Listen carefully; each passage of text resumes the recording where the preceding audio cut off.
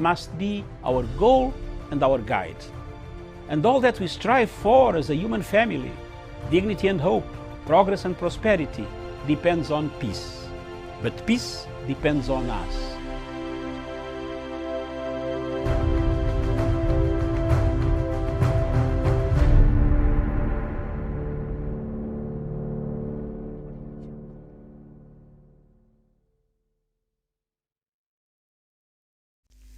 A very good afternoon to you, and thank you so much for watching us this afternoon. If you're watching us from across Africa, good morning, good evening, depending on where else you're tuned in today. Indeed, the day that you've been waiting for, I think, across the world.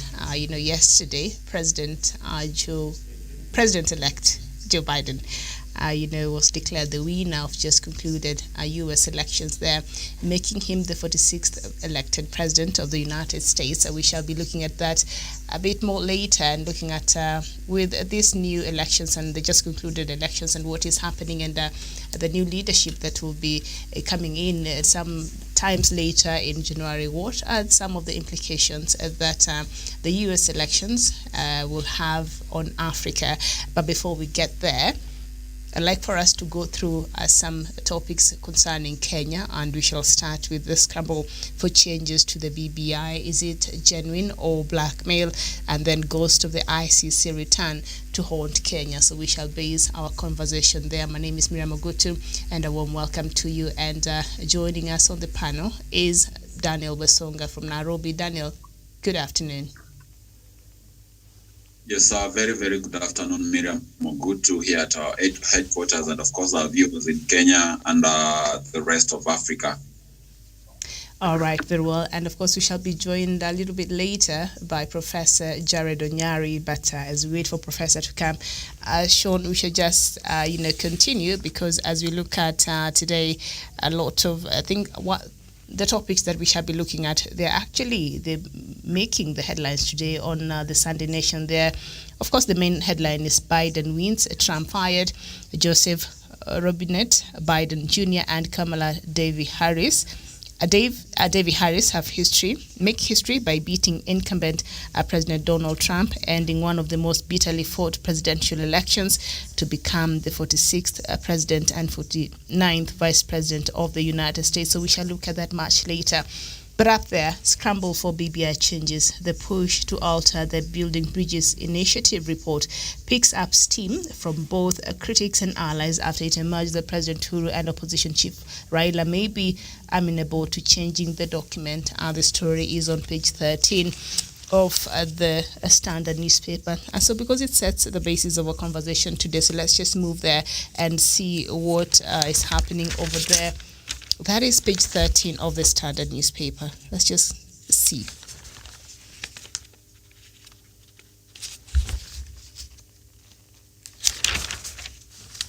All right, and we're here, and it says the push by leaders to alter the Building Bridges Initiative report picked up steam yesterday after it emerged that President Uhuru Kenyatta and opposition leader Raila Odinga may be amenable to changing the document. Raila was inundated with demands for changes during the burial of former Committee of Experts Chairman Nzamba Kitonga, days after a meeting with party leaders where he appeared to suggest that the document could be improved without clawing back hard fought gains. Another meeting between Raila and the Council of Governors did not yield fruits after they failed to agree on some of the contentious articles, including the governor's opposition to having running mates of opposite sex and revenue flow to the counties. Okay, so let's just start from there, Daniel. Yes, Miriam, and of course you remember we had this topic on the table.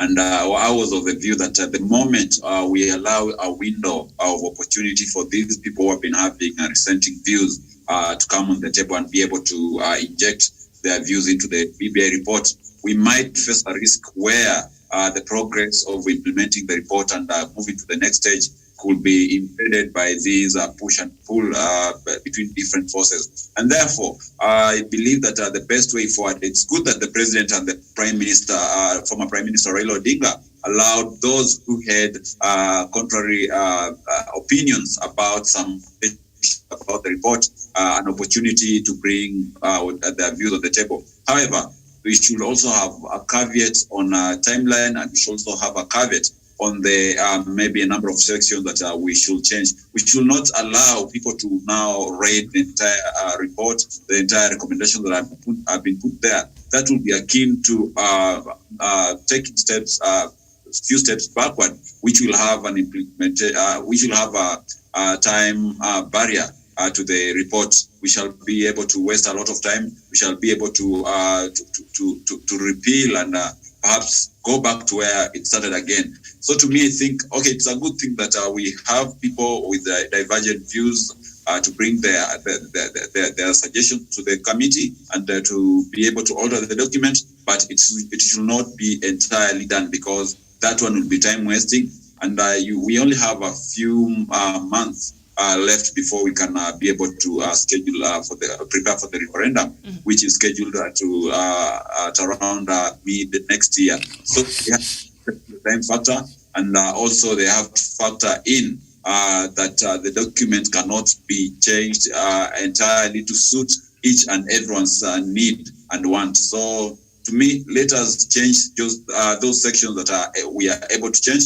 Those ones that we are not able to change, we are a democratic society. We can always have an election, and those who feel that we did not, the document is not aligned to their opinions and views, they can oppose it. And those of us who believe that the BBI is a progressive report, a report which is meant to heal Kenya from the previous ailments that we've been having perennially, then we shall support it. That is my take on that, Miriam. Right, very well, thank you, Daniel Wesonga. We are joined by Professor Jared Onyari. Professor, very good afternoon to you.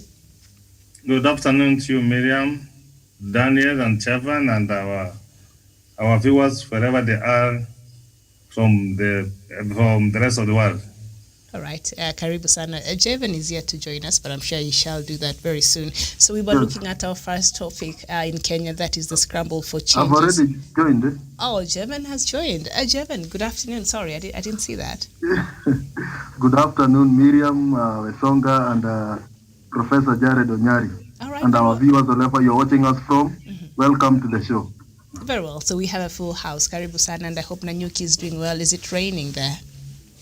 Yeah, it is fine, and today is a bit a break from the heavy rains that we have been experiencing from last week. Today is a bit hot, there is sunshine, and people are feeling like we have a new world here because it has been cold throughout, but today we have a break from that coldness and rainy weather. All right, thank you so much. So we were looking at our first topic under Kenya, and that is the scramble for changes to the BBI. Is it genuine or blackmail?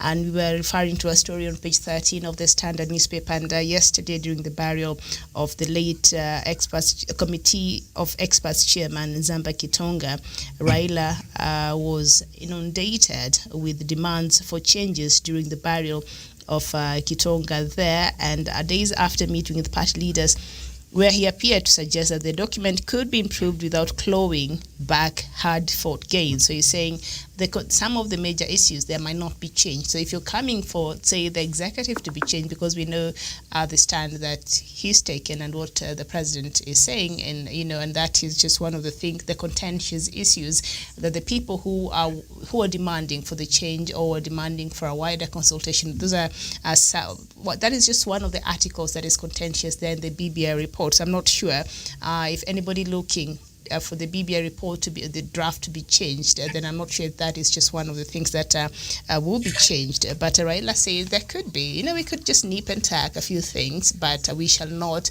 change, the core of the BBI report. So are we likely to see? Because last week, as we were having the same conversation after that meeting with some members of parliament that are allied, that are in support of the BBI process in Naivasha, the message was out and clear. The BBI train has left the station, so you either jump on it, but you cannot come in and start making some demands. So are we likely to see this hard stance being a little bit loosened to be accommodative, Professor? Miriam, the scramble for changes, the demand for the changes, genuine or blackmail? Miriam, we were all of us given equal chances to represent our views. And the views in the BBI report, Miriam, are views of Kenyans. Who is this more than Kenyan who is going to change the views of others? That is belittling others, Miriam. And this is the political class. They want to assume that the rest of the Wananchi don't have a voice. They gave their views to the steering committee. Their views have been captured, how they want Kenya to be. From where I sit, if you did not give your views, Miriam, and you know the easiest thing for a human being, and for a fool, not even a human being, is to criticize. You can't think, you can't come with an idea, but you wait until Daniel speaks a point and now you want to start to criticize when you cannot come with your original thoughts. So from my perspective, Miriam, I still continue to stand. Those are the views of Kenyans. Let them be combined. If you are not comfortable with those views, Miriam, the best you can do is to vote them down, shoot them down. If you agree with them, vote for them. That is from where I reach. But if there are there's some things which were not captured properly, Miriam, error is human, and we can still correct them. Like I've told you, when it comes to nomination, on nomination, I don't want them to touch the nomination because, Miriam, there are some people who cannot be able to go outside there and compete, especially those who are physically challenged, Miriam. There are some professionals that, Miriam, which we may require in the parliament. Maybe the age, they have not been captured there, Miriam. Those ones now, those are very genuine. Those who have raised concern, Miriam, is where to see how they are going to do it. But Miriam, from where I sit, and to be very honest, those people who are asking for some changes, those people who are asking for consensus. You know, Miriam, you have what you are yesterday. I have my yesterday, Daniel has, and the rest of all Kenyans have got their yesterday, and today is there. So, Miriam, you have never stood for anything. We cannot attribute anything that this is what you have wanted Kenya to be a better state. In fact, Miriam, those are the people who are engaging us. They are the people who want to tell the report. They are not genuine. Especially like, now let me tell you, Miriam, look at the likes of the NC leader, the deputy president, Miriam. To be very honest, the one who don't believe in the struggle. So what they want to do is to buy time, Miriam, is to buy time. And if we are not very careful, we will be caught by August next year. There's no referendum, and then we lose. Let us have the document. Let us assemble our troops. Let them also assemble their troops. We meet. If they carry the day, Miriam, Kenya will still be Kenya. We will want to have to imagine that we will have an opportunity again in the future to look at it. So, Miriam, it is not genuine from some of the political class. There are no views that they have given. They have not seen anything wrong with the constitution. So, Miriam, let them stop to critique what Daniel and others gave. All right. That's what I need to tell you, Miriam. Because they did not. Why can't they give us their views so that we critique also? Very well. Because a lot of, especially the political class who are critical about the BBI report, they're not saying that, I took my views on this matter and it was not captured on the BBI report. So that's right. They did not take their time to go there and give their views. And of course, a lot of them have not been in support of this process. And maybe they've seen, because we've seen a change of heart from some politicians who initially were against this process. Now, perhaps they've looked at the BBI report and they're saying, maybe it's not that bad, but perhaps one or two things could be changed. Karanja, what do you think? Can the BBI, do we still have room for changing this BBI report and capture all these other ideas that people failed to bring during the collection of opinion process? Miriam, it's quite interesting that the majority of the people who are talking about all of these changes are the same people who didn't present their views it could be better if they are saying, I presented this, but I wanted to be improved. I presented this, but I forgot to add these 2 lines. You can make it better. Majority of those who are talking of this room and a window for improvement are the people who have nothing to improve. Because Miriam, it's unfortunate that people want to improve a document that was views that were presented by others. It could be logical if they are improving their own views. That could be making a bit of sense. And Miriam, when you look at this document, you have been given an opportunity to read. And the first document was here, the steering committee was established. It did the validation process. Those who are Kenyans who presented their views. Therefore, we cannot say that those Kenyans who presented their views, they did a bad job. They did a very excellent work. Therefore, we should also give them a break and try to applaud them because they did something good. And these people who failed to present their views and they were fighting the document, how can we allow them to come and start tampering with our own proposals? Because at the end of the day, if they wanted to be improved, they will come up with their own proposals. Because at the end of the day, Miriam, you cannot improve something that you are not of it, something that you fight, something that you don't like, something that you hate. You improve on something that you love. Therefore, at the end of the day, if you allow these rooms, these people will create a situation whereby they will bring new proposals, and the other Kenyans who might, in one or other, fail to present their proposals, they will also want that chance. And at the end of the day, we'll have every Kenya suggesting that they want to present their views. Miriam, we cannot have a document that is full of our views. Those views that are already there, let's go for a referendum or an election process, whereby those who disagree, they will form their own part of disagreement and they will go and vote no. Those all of us who agree will go and vote yes. The majority will take the day, Miriam. That is my take. And the minority will have their say. Maybe something else, maybe that we can talk of, if they are talking of altering, but not the main issues that are in the BBI, like the devolution, like the expanded executive, the shared prosperity, those things that form the basis and the foundation of the BBI that makes it look clear as it is now. Then they can change those other minor things. Maybe that one we can give them a chance. But what the fabric that holds the BBI together, they should not be given a chance to alter with the core of the BBI. But that is the fabric they're coming for. That is the contentious issues. The core of the BBI. That is what they're saying. This is what you're having a problem with. So where does that leave a room for consensus then? If they do that, Miriam, there's something. Magma will erupt. At the end of the day, we'll be left with nothing. And that is my take. Let them go for those minor things. And if they feel like this document they have a contentious issue, let's go for the referendum. That is why we have that referendum. Because the referendum goes because there are some people who disagree in something, and we go there to settle things out.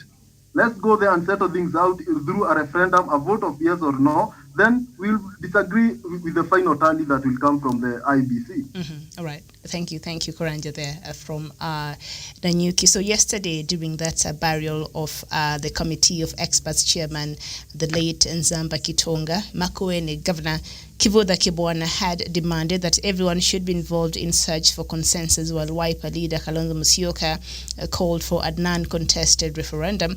Kitui County Woman Representative Irene Kasalo said they do not want to go to Senate, while Kitui Senator Enoch Wambua demanded that Mwingi be granted county status. A lot of demands there on the BBI, Daniel.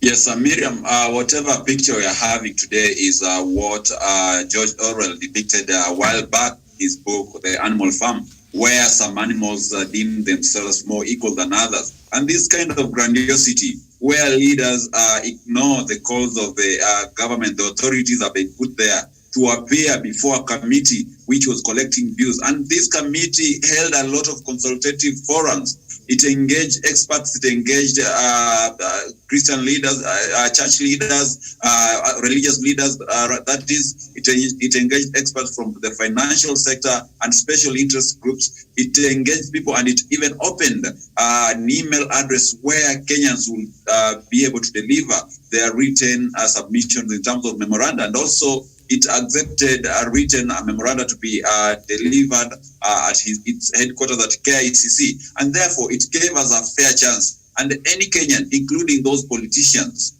who had a divergent view, a view which maybe they thought would improve the status of that particular document, then had the right to appear before that committee when it was holding that consultative forum, Miriam. And number two, when you are building a house, the planner comes up with a plan, and the architect gives you the design of the house that you want to build.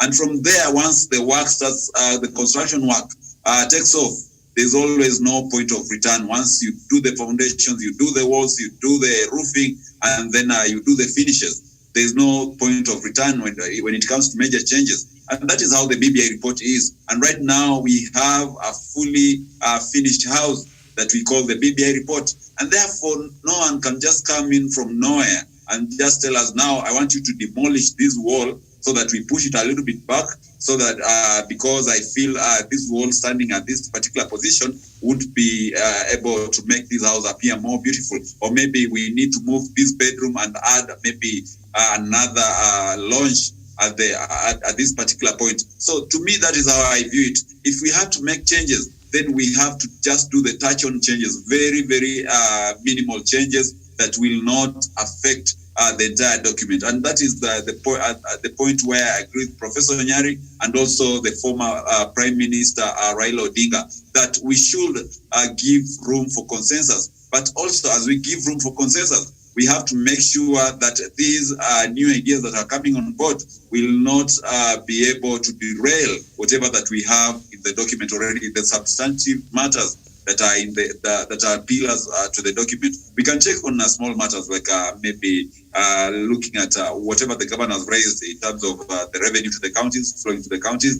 We can look also at that, the 2/3 gender rule. We can also find a way of going around it without necessarily making sure that women are straight, are nominated to be the running mates to their male counterparts, because they say at the end of the day, all politics are local, Miriam. And if the local fraternity cannot be able to maybe enable someone to win a gubernatorial seat by nominating their counterpart from the other gender, then we also have to find a mechanism where we can make sure that we meet the 2/3 gender rule without affecting the structure of the county leadership. And of course, Miriam, when you look right now, the governors have a very, very strong voice when it comes to local politics.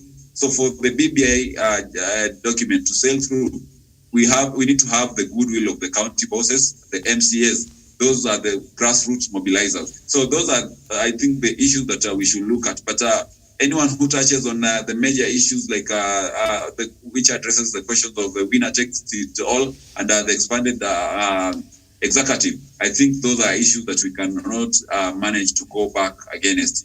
So to me, I think let us just look at the small issues. The bigger issues, we can leave them untouched.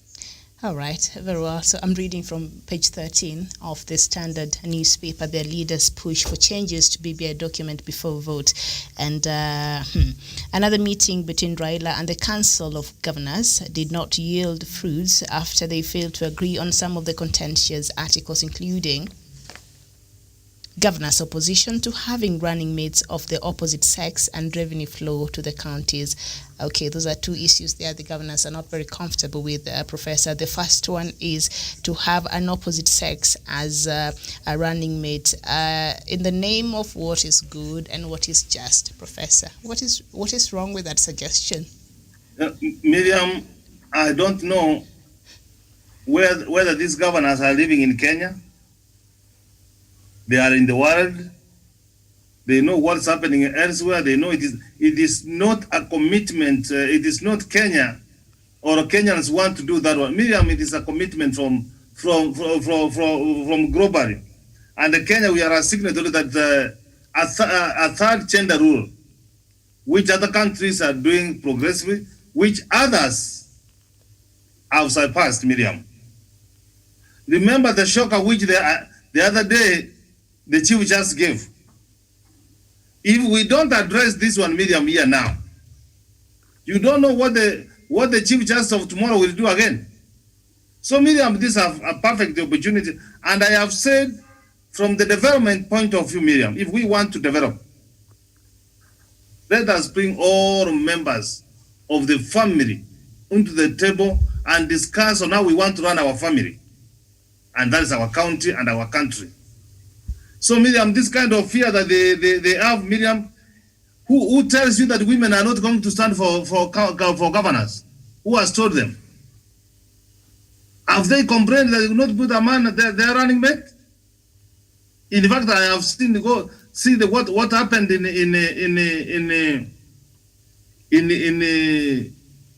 Kirinyaga, in Bomet, in Kitui. Charles Ngiru did not put a female to be a running mate. Han Waiguru did not put a female to be a running mate. The governor for Bomet, the Ray Joyce Raposo, did not put a female to be a running mate. So Miriam, I think female governors who contested were more genuine to comply with this. So Miriam, what I know, let me tell you, Miriam. The governors are not only opposing that one, Miriam. They are against 5% of money going to the MCS.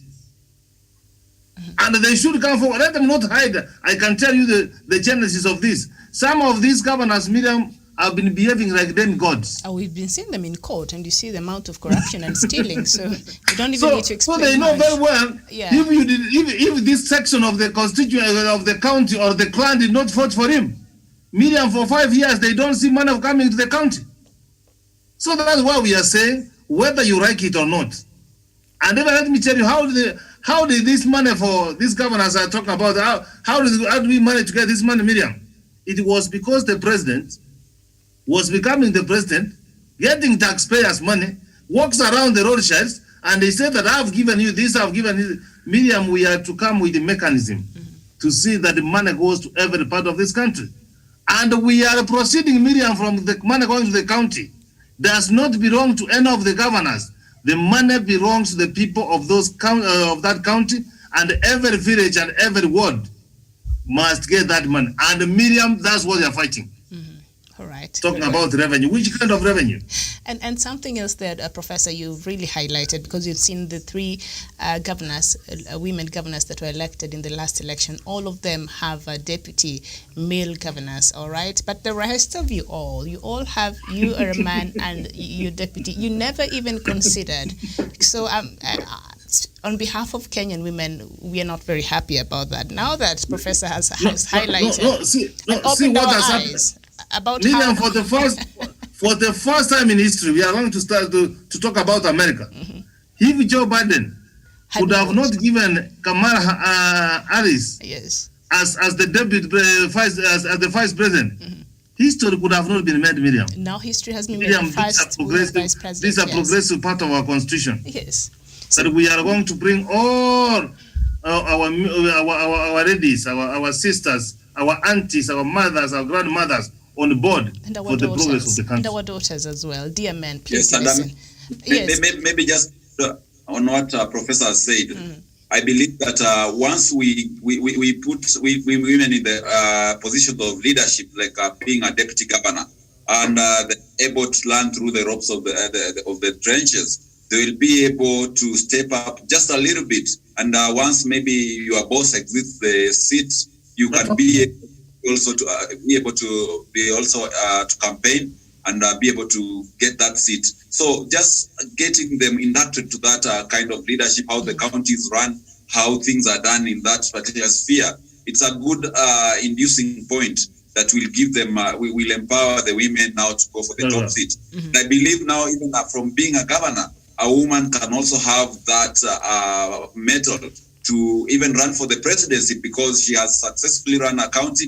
And when you look back at the track record at the county level, you see a very, very excellent work which has been done in terms of the development and also just raising the living standards of the people. And that particular person, when they go to the ballot and seek for the presidency of this country, they can be able to achieve it. And as the professor says, the world today is looking at the first woman vice president of the United States of America. And that sets the stage for discussion across the world on the role of women in terms of leadership. And I believe more and more women are going to come to take roles which were previously predominantly perceived to be for the men fraternity. So I think it's a good stage, and Kenya should not be left out in this conversation. So to me, I think it's a contentious issue, of course, posing a lot of risks on the success of the BBI report.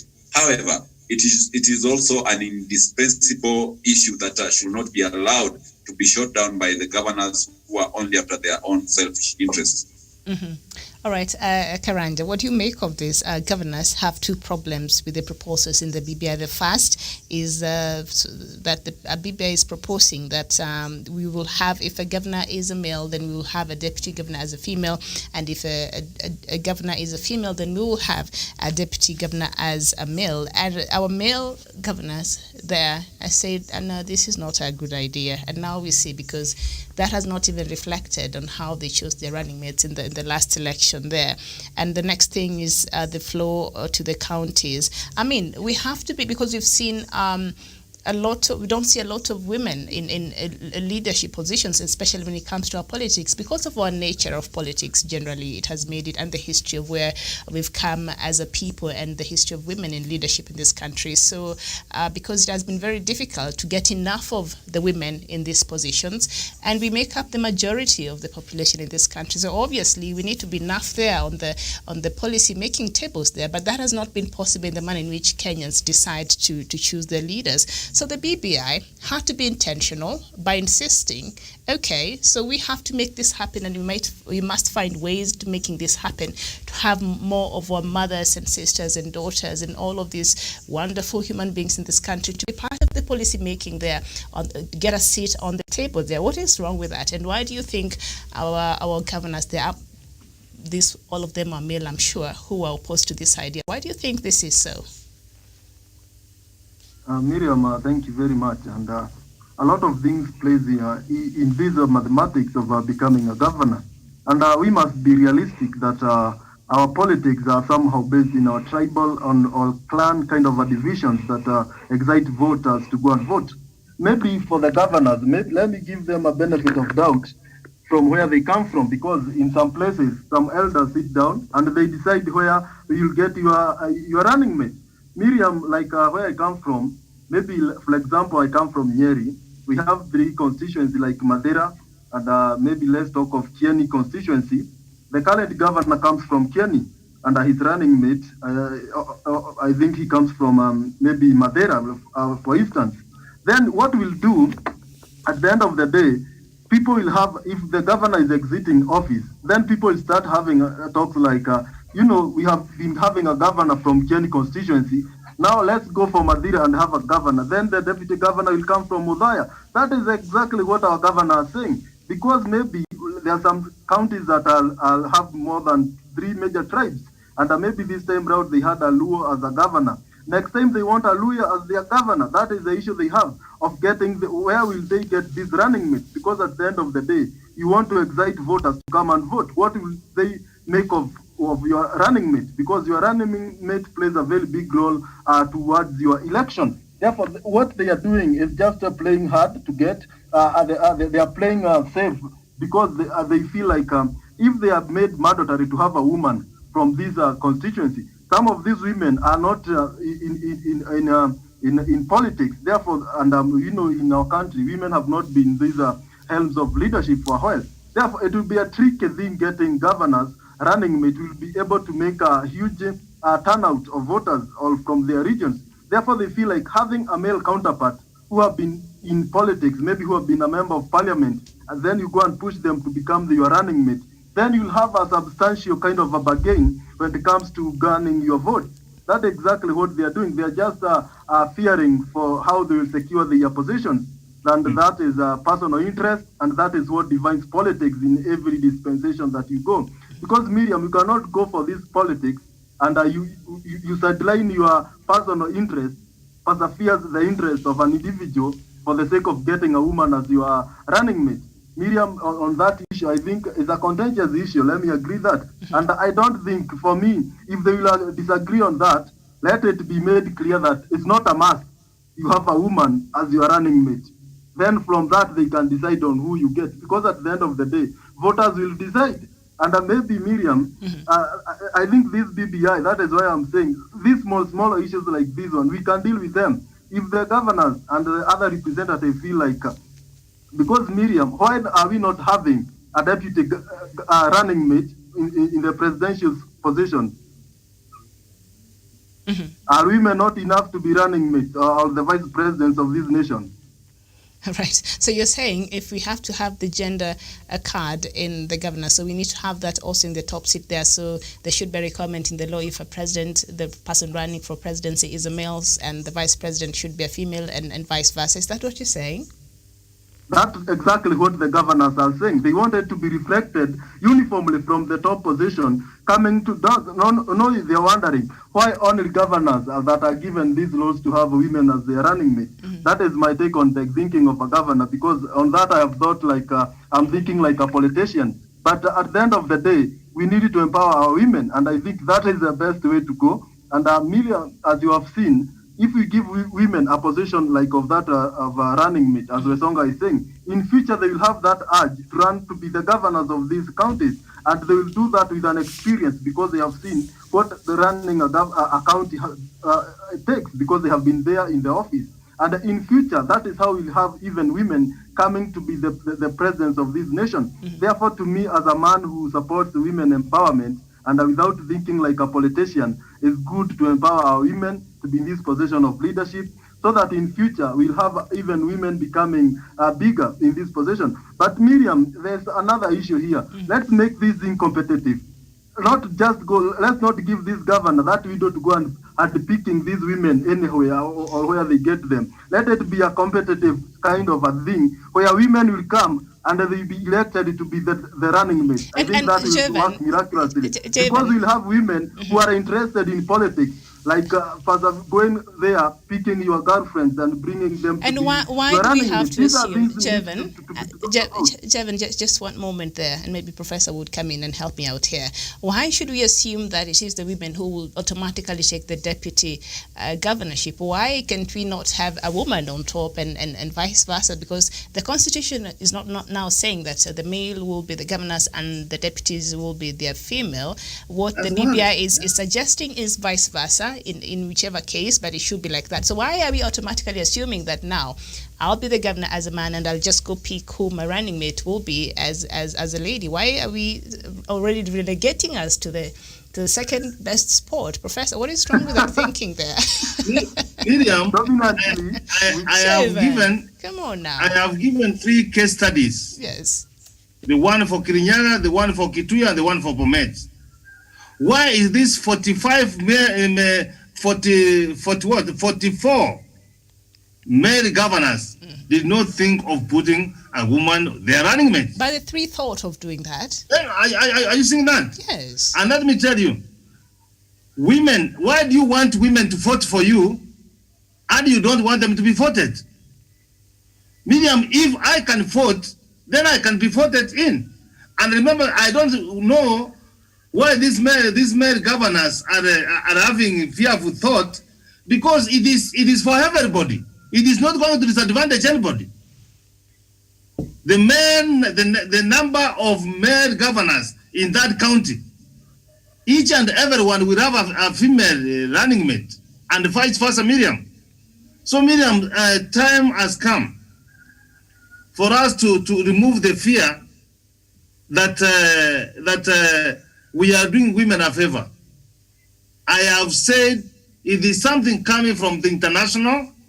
We have said that in part 1 of our constitution that all international treaties, the conventions are part of our constitution. So if you don't want those kind of things, well, expand them from there. Because the future, that's going with this. Other countries are going those directions. I have said, Miriam, it could have not been that kind of, we could not be celebrating the first vice president for United States of America. So Miriam, let us try and try to see why are these male governors are having that kind of fear. But I want to agree with Javan. Professor, is it a fear or an attitude or just no, you know what they do, or just plain chauvinism? You know what the people say, that they say Someone, a deputy will come from that place, and a deputy, a speaker will come from that place, a senator will come from that place, a woman representative will come from that place. You know that now arithmetic and the formula is already dismantled. Okay. Daniel has something to say. Yes. Okay, go ahead. So, our governors, our male governors, are being simplistic in a kind of thought, because the thought there has been with the current dispensation. If you choose a woman as your running mate and she doesn't have a clout to bring you votes, because for you to run for governor, you always have to choose a deputy from a rich vote sub-county. So for you to be able to make it to the top leadership as a governor, then you have to select someone who has that clout. And it has come clearly that the male counterparts are very good at mobilizing and all that. But what they need to understand is that when the constitution, when it is venerated in our constitution, that each and every one of us who will be running for governor has to select a running mate from the other gender, the female fraternity. Then it means even if you are choosing a woman from a certain sub-county, your opponent also will be equally choosing another woman from another sub-county, which makes you equal. So whatever remains the ability of those women who have been chosen as running mates in various sub-counties to campaign, to mobilize their people and make sure that their candidates win. So, thinking that maybe perhaps I'll be running with a woman as my running mate, and my friend the other side will be maybe having a man rallying behind it. That is not going to happen. And I think they're being simplistic, or maybe just being too selfish, which is something very vague and quite unexpected from the county chiefs.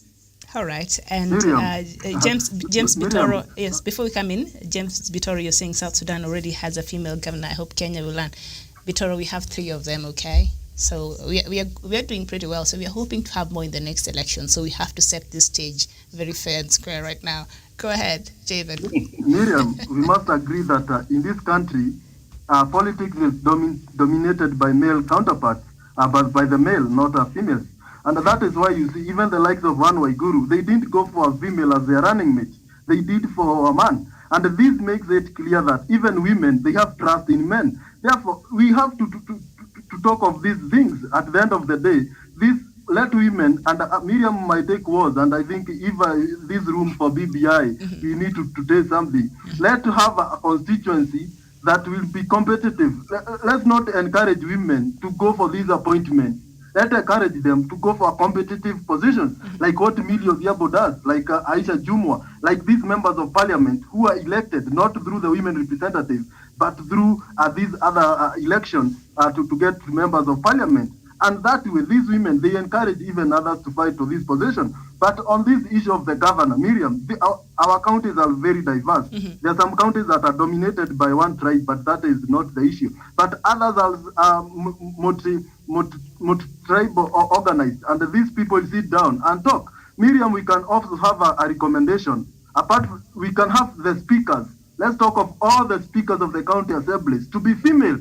Maybe that will work, because at the end of the day, the MCAs will vote and elect them to go to that position. We saw Susan Kihika was the speaker of Nakuru. When he went to run, because people have known him on this issue and they watched this county assembly proceeding, he went and elected, and she was elected the senator of Nakuru. Therefore, I think I even as a person, this issue of having you have a female. What if you have another potential candidate who is a male, and you can work well to bring the county to prosperity? What will it happen? All right, good question there. So ask the answer for me, Miriam. Yes, go ahead. Majority of the voters are who? It is us. Are the youth? Get out of here, Karanja, with that. It is the women. I believe the female fraternity has a bigger percentage of voters, and even statistics have shown even here in Nairobi, the female gender is almost doubling the male gender. So if the women had to rally behind their candidate, then they have the leeway. They could sweep all the entire seats, like it happened, was it in Switzerland, where almost the entire government went to the female fraternity. So I think when we talk about women, getting women in leadership, then we have to give a platform, as our professors always say. Let us create an environment, an enabling environment, which can get them to have a foray into leadership, and from there we can also lobby on for the rest of the women who are voters to support, to rally behind them and support them to ensure that they take up these critical positions in society. I think that is the way to go forward. And also, and there's a point which Daniel said, yes, and we let us not ignore it. In fact, we put these women running mates for 10 years. Miriam men are gone. I will tell you for that one for sure. They could have known every part of that constituency.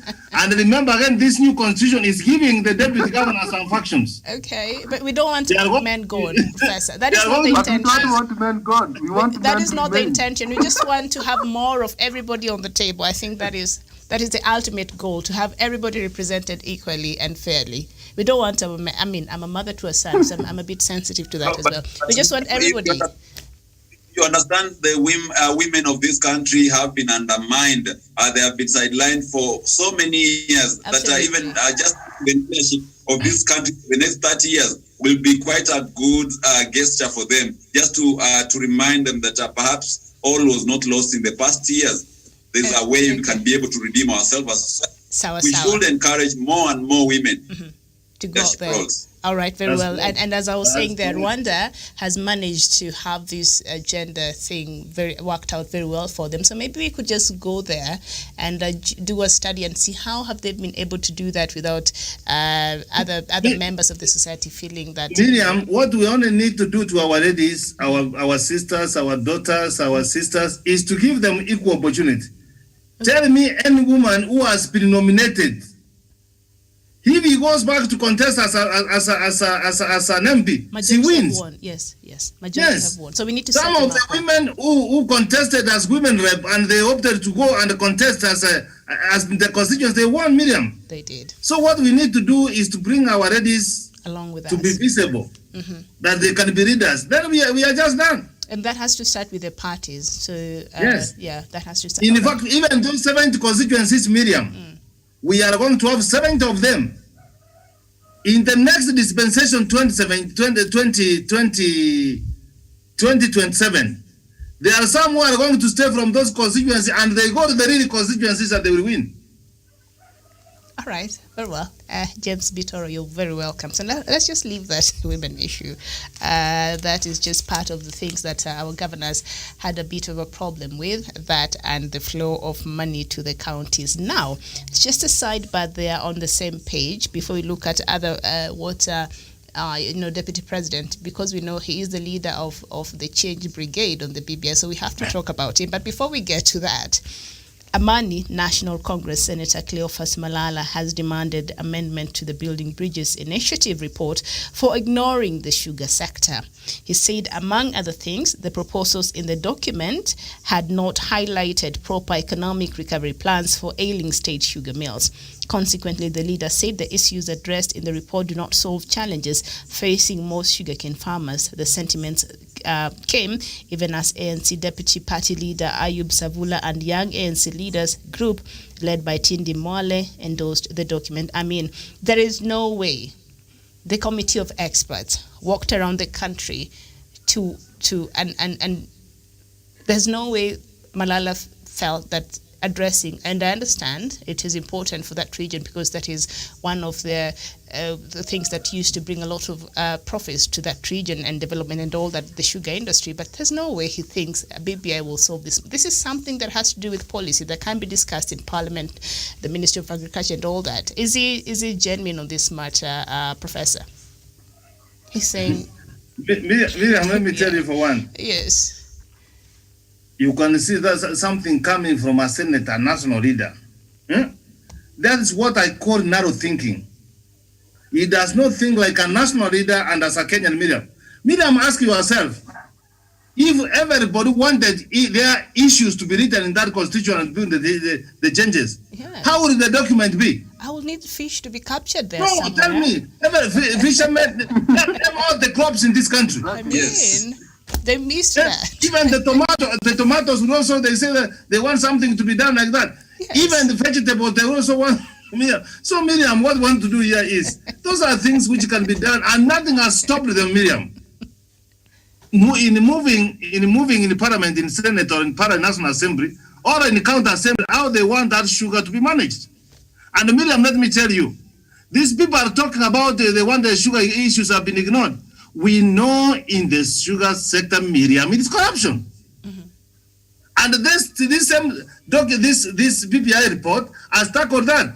So sometimes this BPI, you don't read in isolation.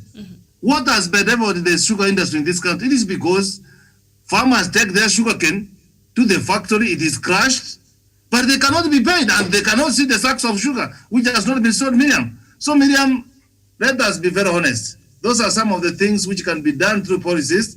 You know, when you are sinking, Miriam, in an ocean or in a river, you will want to touch on something to see whether you can survive. Some of these people did not believe in PPI. PPI has come. They want to touch on anything else to see that they derail.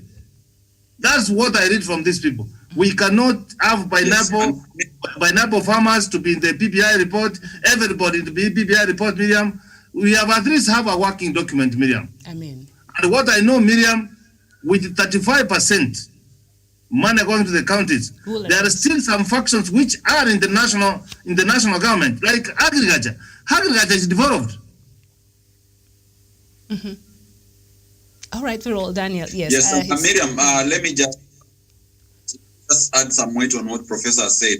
One thing I really like to comment about the BPI report is that some people are reading the report with a simplistic mindset. They need to read it with a holistic mindset. They need to check whatever the BPI recommends about agriculture. And as the professor says, when you read the report on agriculture, the report appreciates the bitter fact that the agricultural sector in Kenya is really, really entrenched in corruption and cartels who are always work hand in hand to ensure that the Kenyan farmer does not benefit from what they do. And that is what has crippled even the functioning of the National Cereals and Produce Board. That is what has crippled a lot of industries, including Mumias, Ndoya Sugar, and many other sugar millers in South Nyanza. So to me, I think Cleophas Malala has some political interests which he's trying to whip emotions using the issue of Mumias. And of course, the Mumias is in Kakamega County, where he wants to become governor. So we understand that coming from the political point of view. And also, maybe one thing that he should be reminded is that we do have the Sugar Task Force, which was appointed by President Uhuru Kenyatta to check and make sure that issues which affect the sugar sector in this country are addressed sufficiently. Lastly, I want to agree strongly with what Professor Jared Onyari has said, that, you know, when you look at BBI from the ethnic point of view, that we have our problems and that these are problems should be included in the BBI report, then every region is going to be having their own demands. Every special group is going to be having their demands and are requesting that perhaps those be included in the BPI report. When you look at this country, every region, when you go to Kisumu, we have Kikomi, which was a cotton miller, which is not operational. Even in my county, Busia, we have a national cotton miller, which collapsed. In Kitui, we had such, but thanks to Governor Charles Ngilu, it was brought back to life. We have so many national industries which were run down in the previous regimes, which could be brought to life through good management, through good government policies. However, as a nation, we need not to bring each and every individual company and their interests onto the table to discuss it. Rather, we need to come up with policies that all together solve these particular problems at once, other than fragmenting it into very, very small issues. So I believe when we listen to what Malala is saying, then we're gonna open another window of push and pull, and that will derail the agenda of the BBI. So let him sort his issues locally. Once governor is let him run for governor using tangible policies rather than pointing fingers and apportioning blame. Mm-hmm. Well, Karanja, Senator Malala, Senator for Kakamega, they are saying that the issues addressed in the report do not solve challenges facing most sugarcane farmers. That was not the intention to start with. Yeah, Miriam, let's agree that the framers of 2010 Constitution, when they came up with the devolution, it was called to bring pesa to mashinani. And what that simply means is that these counties that we have, they deal with local issues that affect them. And that is why we had agriculture devolved these small units so that they can deal with the problems of the farmers at those specific counties. Miriam, for example, when you go to Nyandarua, that is a potato-rich county, and their governor has done a very good job because they have a potato processing plant where they do their things and they do value addition to their potatoes and they sell and they market it. Therefore, the senator for Kakamega, he should be encouraging the county government of Kakamega to do those things that will empower the farmers, because at the end of the day, agriculture is a devolved function. And I think through the BBI, the counties are being added more funds. This is where these senators, and Miriam, for avoidance of doubt, we have a group of senators that they call themselves Team Kenya. And Cleophas Malala happens to be one of them with this senator from Narok called Olekina. And these people, when we had the revenue sharing formula, they were in front line of campaigning against it, even when Kakamega County was going to gain tremendously from the national revenue sharing formula. Therefore, these are groups that works with the likes of the Deputy President of the Republic of Kenya. And Miriam, when you look at these senators, they have not brought any amendments in the parliament that will, in the Senate, that will ensure that their counties are empowered and their farmers are empowered. In that sake, Miriam, we can't have a BBI document that seeks to empower every person at the individual level when we have structures in place that are working to ensure that is achieved. Miriam, when you look at some of this county, like where this Mount Kenya region, this is where we have coffee. Under Miriam, we have a task force by the president. But you hear the members of parliament, when they go to these public gatherings, but funny, good now that they have stopped them, they were telling us that we need something called minimum something return. But at the end of the day, they are not telling us which policies they have put in place to ensure these farmers got that kind of access. Therefore, Miriam, this is trying to bring confusion in the whole document and trying to incite and excite the people around their regions. Because Miriam, when you talk of sugar in Western Kenya, that is something that is in the core and is something that is near to their heart. And at the end of the day, they feel like this document is not good because it's not addressing our issue. When you go to Narok and you start telling them that they have not talked of pastoralists and where they get green pastures. You know, Miriam, an issue like green pasture is something that relies on the climate and the weather. Miriam, when a leader tells people that they need to talk of things that will empower and have green pastures, waters, and so on, these are things that are in county levels. Miriam, I also understand that the functions of water is something that is also devolved. Miriam, we want to make the constitution that we have now to work for the people of Kenya through the BBI. Miriam, this is something that we can achieve. But if we start creating this kind of confusion, we'll have a document that will go back to the drawing boards, and that is not where we want it to go. Miriam, let's have this document, and if the Cleophas Maralas of this country, they feel like this document does not meet what it needs to be passed and to be made a law, then they will go and oppose it, and we'll have to go for a referendum, and they will decide if they win, it's okay. That is my take. Let's go for that. If they win, it's okay. But let them first tell the people of Kakamega what he has done to ensure that the county functions are functional. As the supervisor, you know, Miriam, senators are the supervisors of the governors. He should be telling the people of Kakamega, this is what I have achieved in regard to the farmers of this county, and this is what I intend to do if we pass this BBI or we don't pass this document. All right, very well. Thank you there. So on page 11 of the Sunday Nation, it says, Raila tells DP camp to stop blackmail. He says those opposed to BBI report also campaigned against the 2010 constitution. So let me just read a bit of that to put everything else into context. The Building Bridges Initiative report dominated speeches at the burial of eminent constitutional lawyer Nzamba Kitonga in Mutito, Kitui yesterday, with ODM leader Raila Odinga strongly dismissing critics of the document. Mr. Odinga said those opposed to the BBI process to change the country's governance structure were the same group that campaigned against changes to the Supreme Law in 2010. In an indirect reference to Deputy President William Ruto, Mr. Odinga said the same people who told us when the 2010 constitution was bad are the same ones going around telling people that the document was very good and it did not need any amendments. He dismissed calls to engage the groups with divergent views on BBI report, saying some leaders were using blackmail instead of engaging objectively. And just to tie on that story, before I have your thoughts on that, we go back to the Standard, the page we were reading on page 13. Ruto, in the meantime, was also talking about consensus at a bride price ceremony for Nakuru Senator Susan Kihika in Marmanet, Laikipia County. Let us all listen to one another as members of one family. This is a journey that was started and it should not divide us. We want to make good of everything on this journey. Let us respect one another and give room for dialogue. Just like a family, we should talk and listen to one another, he said.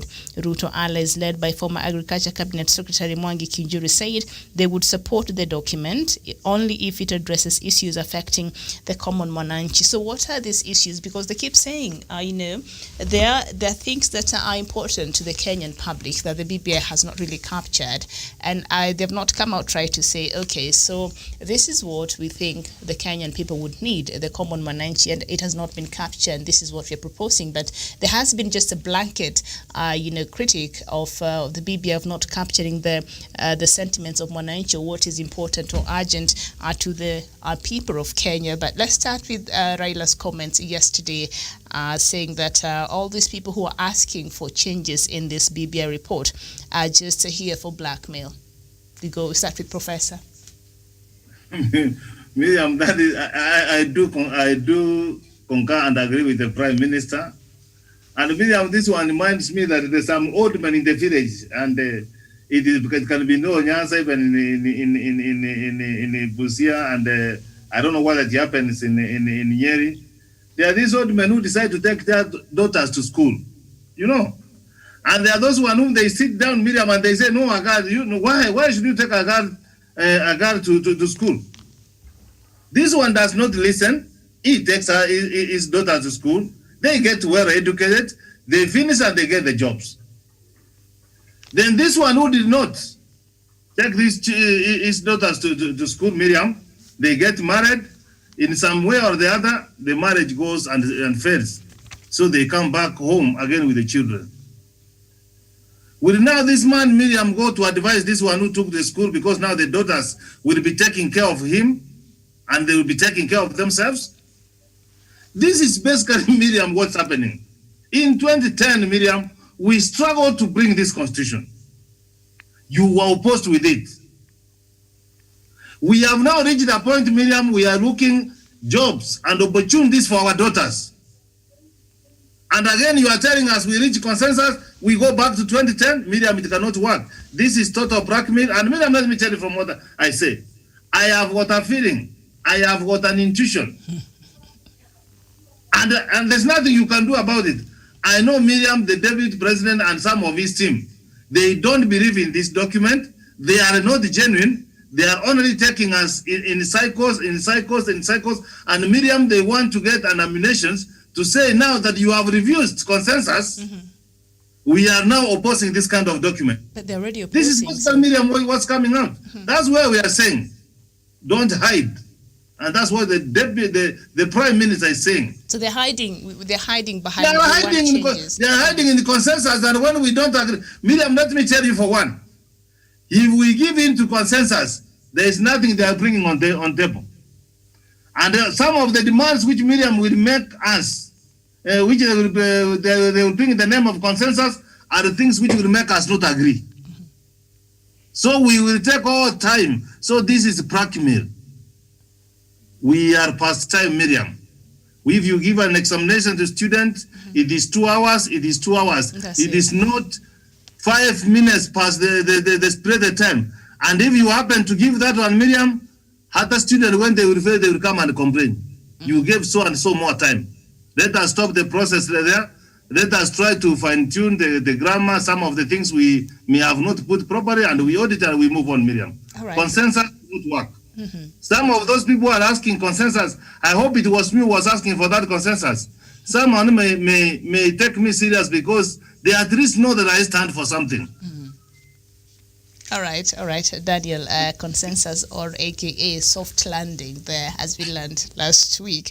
But Raila Odinga is coming out and saying, these people, they're just out here to blackmail. They're really not genuine about their demand for some changes or the, what do you call it, wider consultation to finally arrive at a place where everybody will be comfortable so that we move all forward as a country. They just have their own agenda, blackmail, and maybe if we continue listening, we might start all over again the process. Is Raila right in this regard? Yes, Miriam, I think I agree strongly with Raila Odinga and also the sentiments that have been put across by Professor Jared Onyari.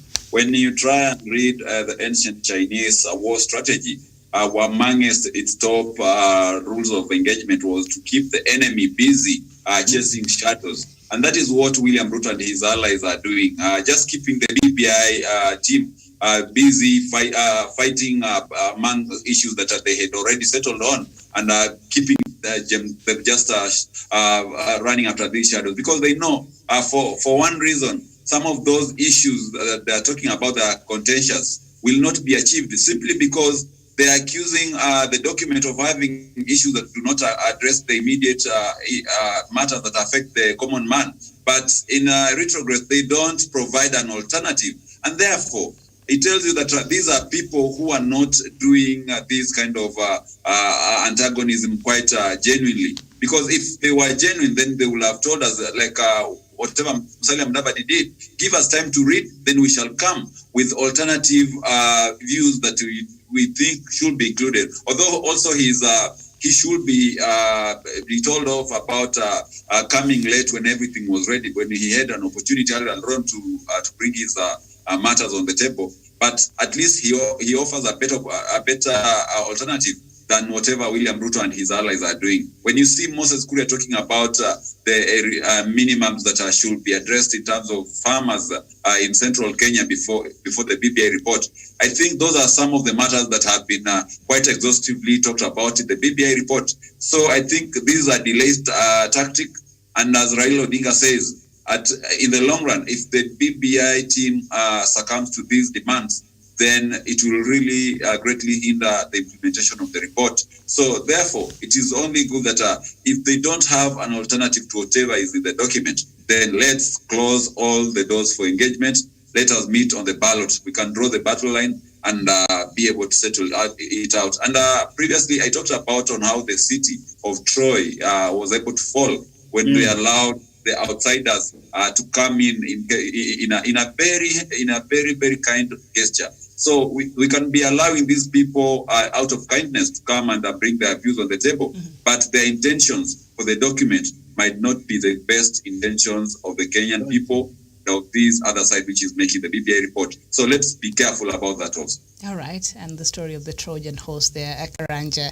Raila is saying you're not interested in really having a document that will work for all of us, because this is the same constitution that you opposed in 2010. You said that you did not support it because of several issues, and now we have an opportunity to rectify it, and you're coming out and saying, oh no, the same constitution that I did not want in 2010, now it is perfect, and I don't see the need to correct it. And he's saying this is just blackmail and a way to just, they're not genuine in their calls for change and consensus in the Constitution. What do you make of that?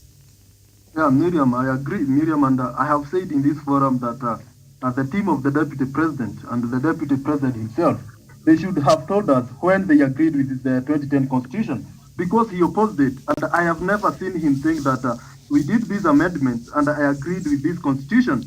Therefore, these are clear indications that they wanted to blackmail this journey of the BBI, of bringing amendments by saying that there are some issues that affect the common Wanjiku. Miriam, what is this that these Tangatanga are talking about that the BBI have not included that touches on the common Mwananchi? That is a question that we need to ask ourselves, because every time they are telling us this document will fail if it does not touch on common Wanjiku. And Miriam, let's bring our viewers into speed. What touches the common Mwananchi is agriculture, and agriculture now it has been devolved. And Miriam, the BBI is talking of having 35% of the national revenue going to the county levels. Therefore, the governors will be able to improve and to value add on the agricultural product that comes from their region. Number two, that touches on common Wananchi is in a conducive environment to do their business. And the BBI here is telling even the youth to have 7 years tax holiday so that they can start their businesses. I use not common Wanjikus. I agree that we, the youth, we are also part of the common Wananchi of this country, and the BBI is touching on us and giving us 7 years tax holiday so that we can be entrepreneurs. It is giving us incubation hubs where we can go and nurture our entrepreneurship skills, and we can go out there to be competent entrepreneurs will be able to make good profit and be self-employers. Miriam, with this BBI, I'm seeing an opportunity for job creation. We see what happened in Kitui, through Charity Ngilu, reviving of the Kikotech. A number of youth have been employed in that company to do those textile jobs. Miriam, through this money and having more money in the county levels, we'll have more jobs created in our counties. Even that Mumia's sugars will be revived because we'll have enough money to do that job. And the youth from Kakamega will get jobs. Farmers will get enough money in their pockets, and that is what affects common Wanjiku. These other things that Tangatanga are talking about is empty rhetoric, because what is this that they are not telling us that affect Wanjiku? And they talk of agriculture and have talked about it, and what the BBI talks about it, and what the current constitution talks about agriculture. It is talking of empowering the institution of agriculture. We have also something, Miriam, that touches on the common Mwananchi, and that is schools. Miriam, schools is something, and education is something that the BBI and the current dispensation, we are talking of schools being empowered. Miriam, nowadays, it's easy even to join the TVET institution because the fee is minimal. Miriam, the common Wanjiku and that mother in Nyeri wants his kids to go to school, to go to that TVET technical institution, get some skills, and they will be able to be self-reliant. We don't want to create a society of self-dependent kind of a society. Miriam, through that BBI, some of the nomadic pastoralist communities, the BBI is talking of them having a low amount of fees to go to school, to be included, to have meals in the school, so that these kids will have something to entice them to go to these schools. Miriam, if that is not what touches on Wanjiku and the common Mwananchi, tell me what is it that the common Wanjiku is looking for. We are looking for good schools so that if our kids in Nyeri County are taken to a public school, they will have equal facilities with that children, with that kid who is going to school in Upper Hill or on those other group of schools. That is exactly what we are talking of, equality. These people should read this document and tell that the interest of the common Wanjiku has been incorporated in the document, and what they should do is to reciprocate what the government is, what the president is doing, and start championing for this document, so that at the end of the day, Miriam, these Kenyans will have something to be happy of and to be happy to belong to this country. Miriam, when you have elections in this country, the common Wanjiku that they are talking about today is the one who suffers the most. When we go for these demonstrations like what happened in Nairobi, our business was shut down. Are those not common Wanjikus? And through this BBI, we'll have a credible election. Therefore, there will be no demonstrations, there will be no destruction of property, and we'll have a fair election. The winner will go to the office, the second run-up will go for the office of the opposition. These are the good things that affect on the common Mwananchi of this republic. Therefore, these people are reading mayhem, they want to create chaos, and they want to buy time. So by the time we hit 2022, they will jump ship and disappear to their and continue with their 2022 campaigns. And when they get to office, they will talk of the same constitutional amendments, Miriam, if God allows them. These people will talk of the same constitutional amendments when they will get to office, and when it will prove hard for them to govern this nation. They will seek for handshake, they will seek for constitutional moments, so that they live a country that is united. They're just being hypocritical, and for the interest of this nation, this document is good, and these people should not even given that chance. Let them deal with minor issues, but the core that holds the fabric of BBI together, they should not touch on it. That is my take, and these people should try and bring their own document we compare. All right, very well. Well put there, Karanja. Thank you so much. And yes, it is the common Mwananchi who gets to leave their homes and leave everything else and run away every 5 years in this country because they don't feel safe where they are. So if the BBI can truly address that matter around our elections and all that, I think that would be nice for the common Mwananchi, because I've never heard of a member of parliament moving from Runda to their rural home because they feel unsafe in Runda. It is the person in Kibra, in Mathare, in Eldoret, in whatever, in Kisumu, in whatever, that feels unsafe and get really affected when the rubber meets the road there. So that is also important. But okay, some is still on the same page there, down there. A story that also brought a lot of conversations last week, and we talked about it, was in Gishu locals. Dim says BBI remarks, and it says, claim by one of the 14 members of a task force that steered the Building Bridges Initiative, BBI Major retired John Say, that the final draft was doctored have been questioned, say disowned proposals for creation of additional 70 constituencies and position of Prime Minister, among others, contained in the final report as not part of the 9 thematic areas discussed during their sittings. KANU official Paul Kibet and residents of Eldoret Benjamin Leting and Moses Minor dismissed Say's sentiments, saying he should have resigned before signing the document. Kibet claimed Say acted on the behest of somebody. Professor? I don't want to be very harsh on this old man. I don't want. Okay. But in most cases I have ever been with some of old men. Some of them, Miriam, are very sharp. Mm-hmm. They have a lot of wisdom. And at the same time, I see some of them, Miriam, they enter meeting and they start sleeping. I can feel it's a study, Miriam, which you would also want to sit by yourself. Some of them are very sharp. Just 2 people. And when they speak, you see wisdom. Okay. Most of times I have seen going some sleeping. The meeting. And I want to see the category of say that is one of the men, old men. Robert Mugabe and Paul Biya. Miriam, you cannot wait for until Miriam, we hear this. Honest, let us be very honest. When was the document ready? The document was ready even before Corona. And by then, the Prime Minister was sick. So what you want to tell us, Miriam, and these members had access to reading those documents. They did not read those documents. They had the information, Miriam. They have got some copies which they can go through. So this old man, from March, he did not revise the report. He doesn't have the ability, Miriam, to compare PPI 1 and this. And Miriam, I did say here, and it was confirmed, Miriam, the old man has been receiving threats. So sometimes human beings can change, Miriam. Let us not be too harsh on him. Mm-hmm.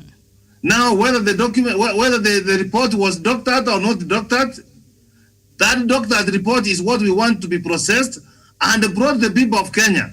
And if the people of Kenya sees it as a document which is doctored, then they will shoot it down. So Miriam, this is a rehearsed better mind. Mm-hmm. He has rehearsed the mind, and they want to say this is a better position that I want to take. So this is that's how best I can assess. And again, Miriam, you cannot wait. Hear this. We launched it in Bomas, 2 months, 2 weeks, and you come to say, and Miriam, let me tell you this. If this old man could have not been interviewed on the TV, the vernacular station he was being interviewed, he could have not said.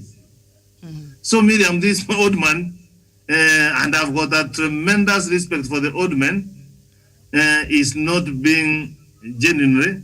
And even when you see him talking, Miriam, you can see. I'm a behavioral, I teach behavioral science, and I can look at you and I can look at your eyes and I can see. You can see when he's being asked some questions, Miriam, answers are not coming straight.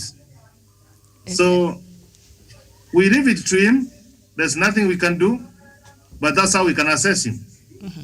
Daniel, one of the viewers, one of the residents there in Eldoret said that, retired Major John Say should have resigned before signing the document. Kibet claimed Say acted on behalf of somebody. Yeah, Miriam, we discussed that matter the past week, and I was very clear on my stand. I think Say is not being very honest about whatever allegation that he has towards the BBI report. And I find it quite hypocritical that, of course, he had these sentiments to say immediately after he signed himself that the document was whatever thought the Kenyans delivered to them. And it was not whatever the committee says, but these were the thoughts, views, and ideas of the Kenyan people. So having assented to the report and appended his signature, I think it was very uncouth, very unethical for him to come out and make such allegations. But I'm also reliably informed that as per yesterday, he had swallowed his words and was saying a very different story, which now raises a very integral question about his integrity, perhaps as a man. Is he the principled and disciplined military man that he claims to be? I think he has exhibited some considerable tendencies of a pendulum, where he can swing to the left at this moment, and then the next moment when you're catching up with him, he's on your right side. So he's someone who cannot be trusted, and therefore that tells you that he's a very he's not a man of principle. He's not a man who believes in truth. He's not a honest man, and therefore no one should ever bank on his word that whatever he says is the gospel truth. So I believe what we can do as Kenyans is to treat him with the contempt that he deserves, because his sentiments, anyway, are just meant to scuttle whichever progress that we've made through the BBI report, and are more likely even to cause more divisions among Kenyans. And remember, the BBI report was a brainchild of President Uhuru Kenyatta and former Prime Minister Raila Odinga in order to unite Kenyans. So if a person who sat at the center of this committee of experts which drafted the BBI can spread this retrogressive narrative other than saying something that will unite Kenyans, then it really makes us to lose hope at the top cream of the people who we deem as elders in this society. Mm-hmm. All right, Karanja, your thoughts on this, as the residents there who were interviewed in Eldoret are saying, first of all, if you knew the protocol was, or the requirement was for you to read something before you append to it, but you went ahead and appended anyway, knowing that you're saying some of these issues you do not agree with. So the right thing was for him to resign, before the BBI was handed over, if at all he was he was correct about his position. Yeah, Miriam, and we must agree that he was not forced. Major John Say has not come out and said that he was forced to sign the document. Therefore, he signed the document voluntarily. Therefore, that makes it clear that he agreed with what the content of the document. And when he comes out now claiming that the document was doctored and that the things that of the 70 additional appointed members of parliament and that the position of the prime minister was added miraculously without his understanding or without his knowledge or without his signature, then it makes it clear that this is a person who was not quite interested in having this kind of reforms in the first place. Miriam, why did he sit in that committee from the first draft now to the second validation steering committee? What was he doing? Therefore, he was sitting there because maybe he was getting something small or allowances. And now, because the committee work is almost gone, now he wants to disappear with such kind of utterances. Miriam, and I agree with that resident from Eldoret who's saying that maybe he is being forced to say those words.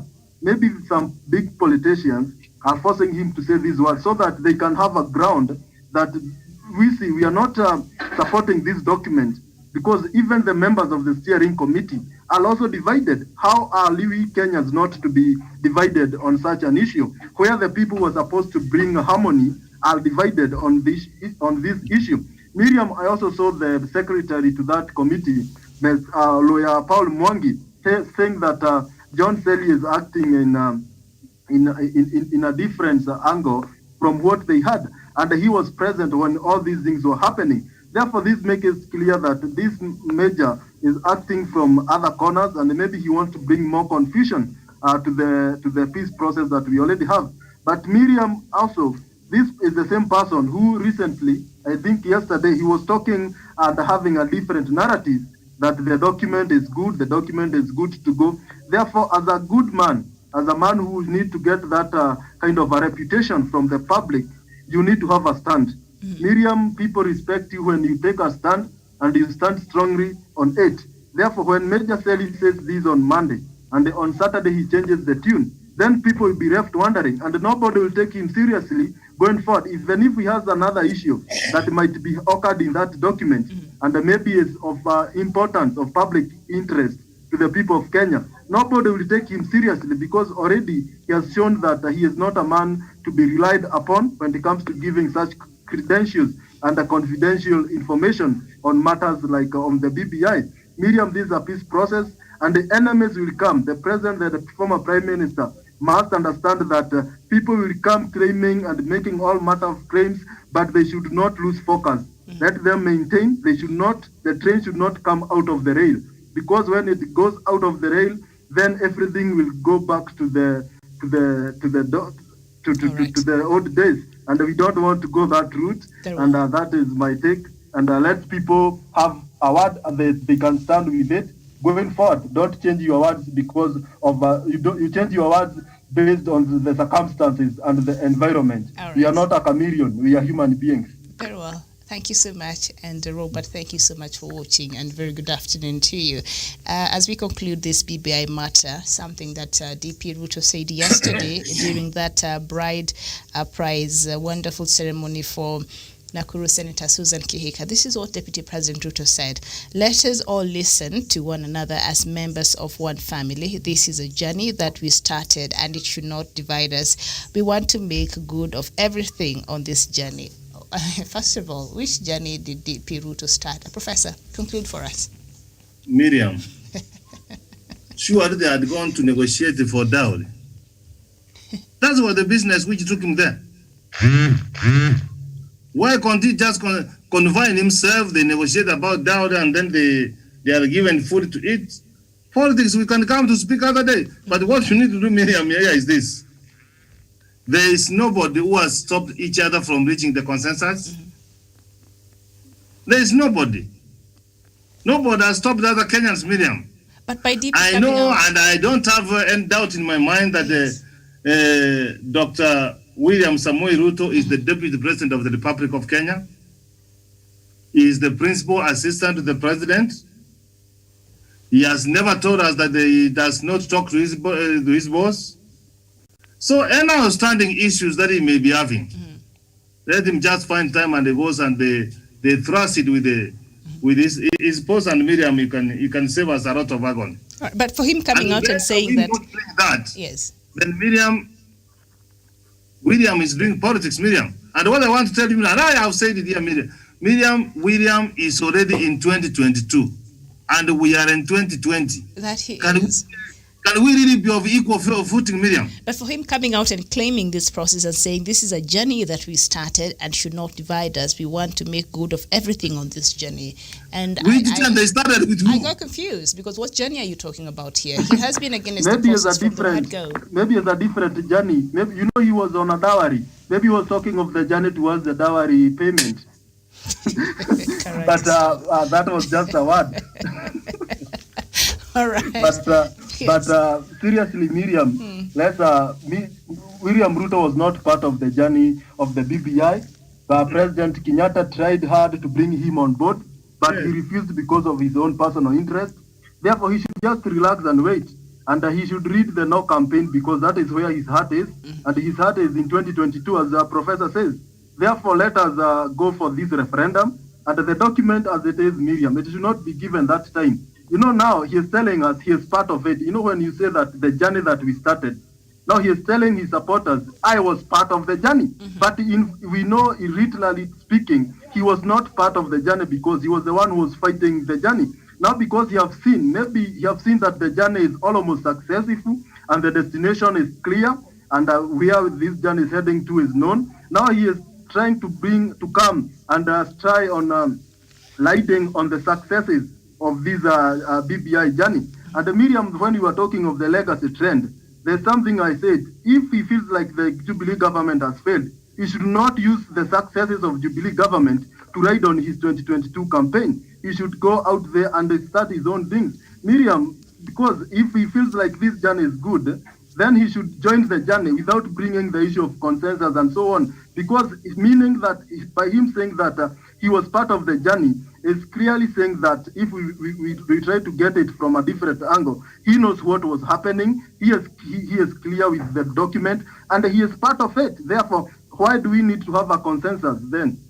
All right. He is part of us. Why are we dealing with his argument? Let the document, he is the stumbling block towards these BBI proposals and the way towards a prosperous nation. Let him join us and he will declare and say, we are part of the journey. Then we close the chapter and we move on to the implementation So, stage. all right, Karanja, thank you. Daniel, as we conclude this matter, so perhaps can the DP now come out clearly and say, you know what, I was not in support of the BBI from the start, but right now I seem to be having a change of heart. Correct. And so, so that he makes it very clear, because you cannot come and claim something that you've not been part of. And now he's here saying, this journey that we've started that is wonderful should not be the thing that divides us as a country. This should be confusing even to his own supporters, Daniel, don't you think? The double speak there.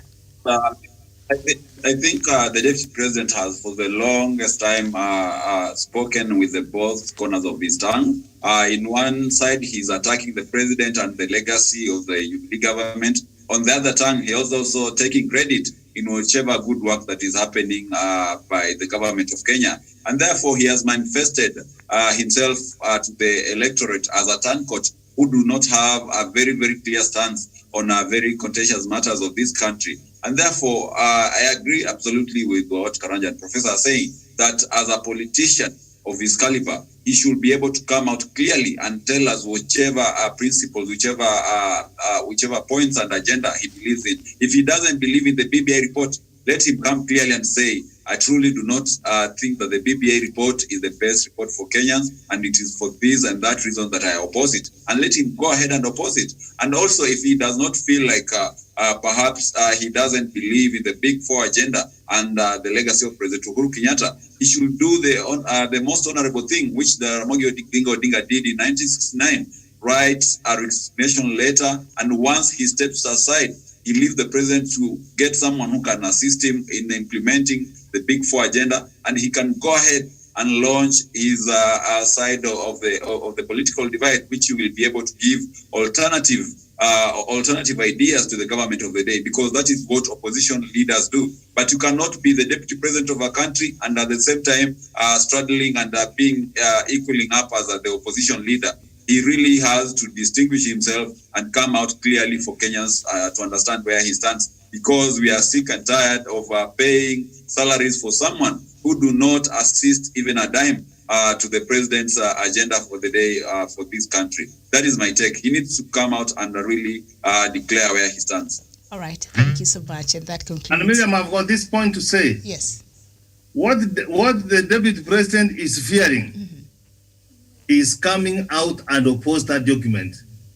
Because Miriam, once we get this bill, it will be a government policy. It will be a government project. And he's part of that government. And he's part of that government. Okay. So the moment he says no, and we see him, he has taken a position, Miriam, that will be the end of him. And Miriam, what Dr. William Ruto is failing to tell Kenyans now, he has been telling us BBI is for creating positions for people. Is it true? But when you read that document, he thought the Kenyans are such a stupid. Is it for creating positions for people? This is the kind of shame and humiliation. But it's just like a child who has run away, Miriam. He was given some work to do, to take care of the animals. He has left them, they have eaten. So when he's coming home, Miriam is just hiding slowly, to be able to be told, you have to just come in. There's nothing which is going to happen. This is exactly the direction the deputy president is doing. So but from where I sit, yes. when I look at your brigadier, your dogs making a lot of noise, taking a position about the document, he is opposing the document. But it is not courageous enough to come out to and say that clearly. I don't support the document. I am working out like what the Jaramogi Oginga did. He doesn't have that audacity. He doesn't have that capacity. He doesn't have that ability. He cannot do it.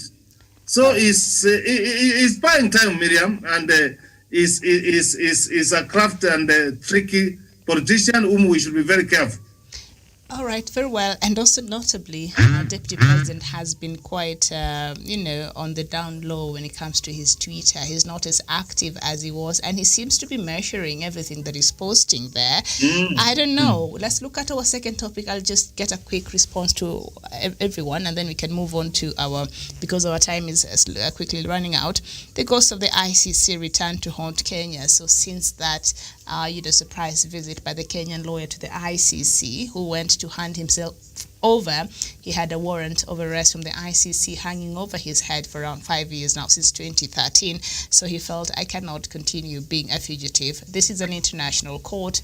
And any country that I go to, perhaps he has other interests. Maybe he travels, maybe he was affected, I would assume. And so he felt this is the right time for me to just go and clear my name. Should they find me guilty, I'll serve my 5 years and I'll come back to my country. If not, I'll be acquitted. But he went, and that is something he did not even share with his lawyers. He did not share with anybody, just his family and himself. They went to The Hague and he presented himself. And we saw a part of the proceedings there on Friday. So I don't know what, the DP has been very quiet. And as I said, they are quite measured. Even how he's tweeting and that combative and that nature has been toned down just a little bit. I was just going through to see what's really happening there, because he's been quite vocal on Twitter, as we all know, and on the rest of the social media. So moving forward, what should we be looking forward as this case commences there at the ICC, and what are your expectations? We start with Daniel, we go to Karanja, and then Professor will complete that topic for us. Daniel. Thank you, Miriam. And of course, if you are so much alive to the issues that are happening here in Kenya, especially in the political atmosphere, then you will have understood that perhaps Deputy President William Ruto is a besieged man. He has a lot of myriads of problems. And these problems are stemming from his own action. He opened so many battlefronts which he cannot be able to sustain at the moment. And of course, in the field of politics, you are always advised that be wary of who you offend. Look, right now, he has a very, very dark cloud of the ICC hanging upon his head. He also have the question of the BBI. To his advisors and his cronies, they have always perceived BBI as a document which is aimed at blocking his ascendance to power to succeed President Uhuru Kenyatta. Also, William Ruto is a man who is facing a lot of character issues as a leader, integrity issues rather, because most of his allies have been accused of corruption scandals, and these are the perceived foot soldiers who should be advancing his cause. And when you have your soldiers being assailed and being sought after in every kind of way, it means that your army is not consolidated and it cannot even focus on the set goals and objectives at the end of the day. So therefore, I think with the current occurrence happenings in his camp, he's a very, very besieged man. He has an array of tribulation that is after him. And therefore, perhaps that will have contributed to him toning down. And of course, when you're having troubles of such magnitude, it is when you go back to the drawing board and try to see the best way forward. But major amongst them is what I mentioned, the issue of the ICC.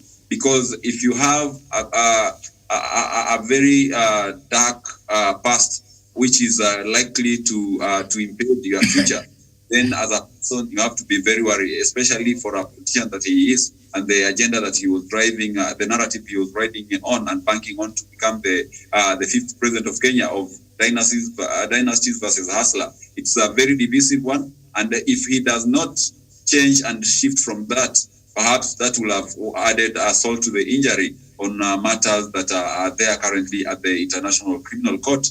And therefore, right now, I think it is just a time when they have pulled back and they are still trying to draft another clear roadmap, contrary to what they had at first. So I think it is the moment of going back to the drawing board for William Ruto. All right. Thank you, Karanja. Thank you very much, Miriam. And what is happening in ICC and all that has transpired throughout the week, these are topics that you have majored on throughout the week. And when lawyer Paul Gishero presented himself, he presented himself because there was a warrant that wanted him to go there and to give a clear information on what he knows of the witness tampered with in the case of William Ruto and the crimes against humanity in the ICC court that happened in the post-violence election, violence of 2007 elections. And therefore, we should also, as I said, we should stop bringing this politics of division into this matter.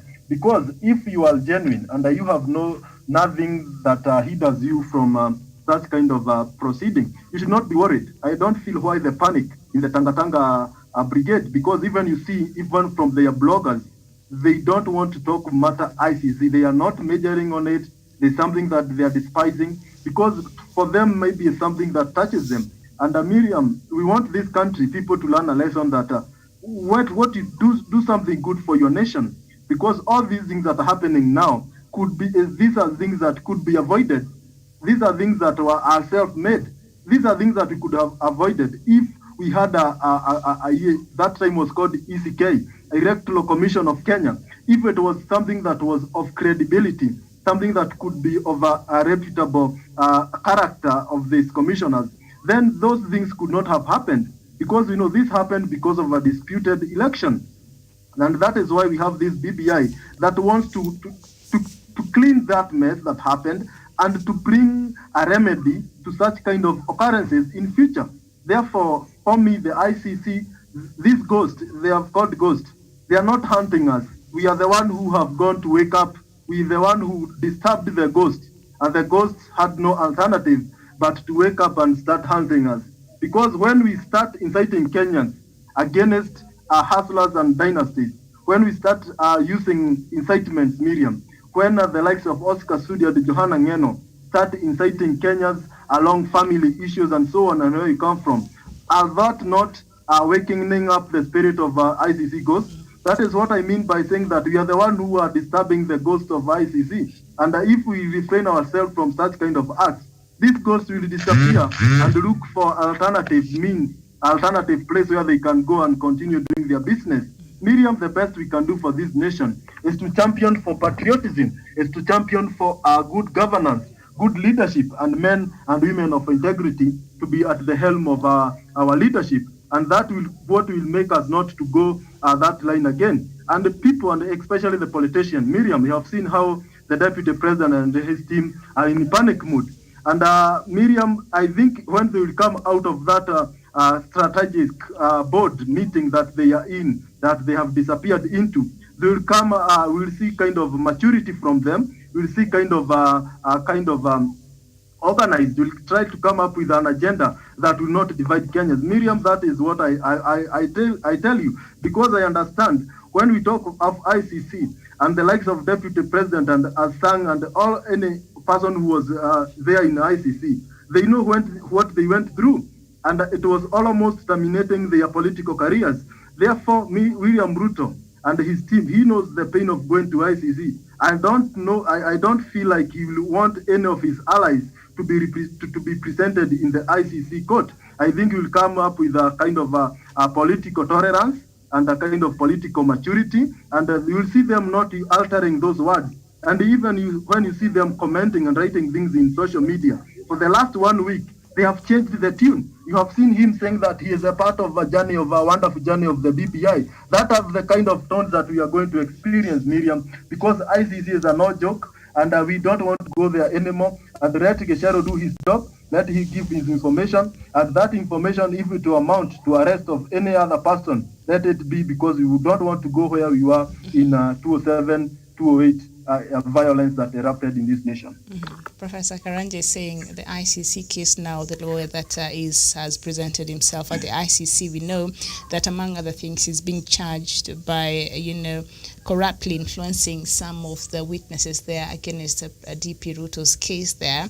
And so they either recanted their testimonies, or they just decided they're not going to testify anymore. So he's being charged. Those are some of the accusations that he will be battling there at the ICC. So obviously it is directly attached to the deputy president, and Jevan is saying that could be one of the things that has pushed him to join the BBI train.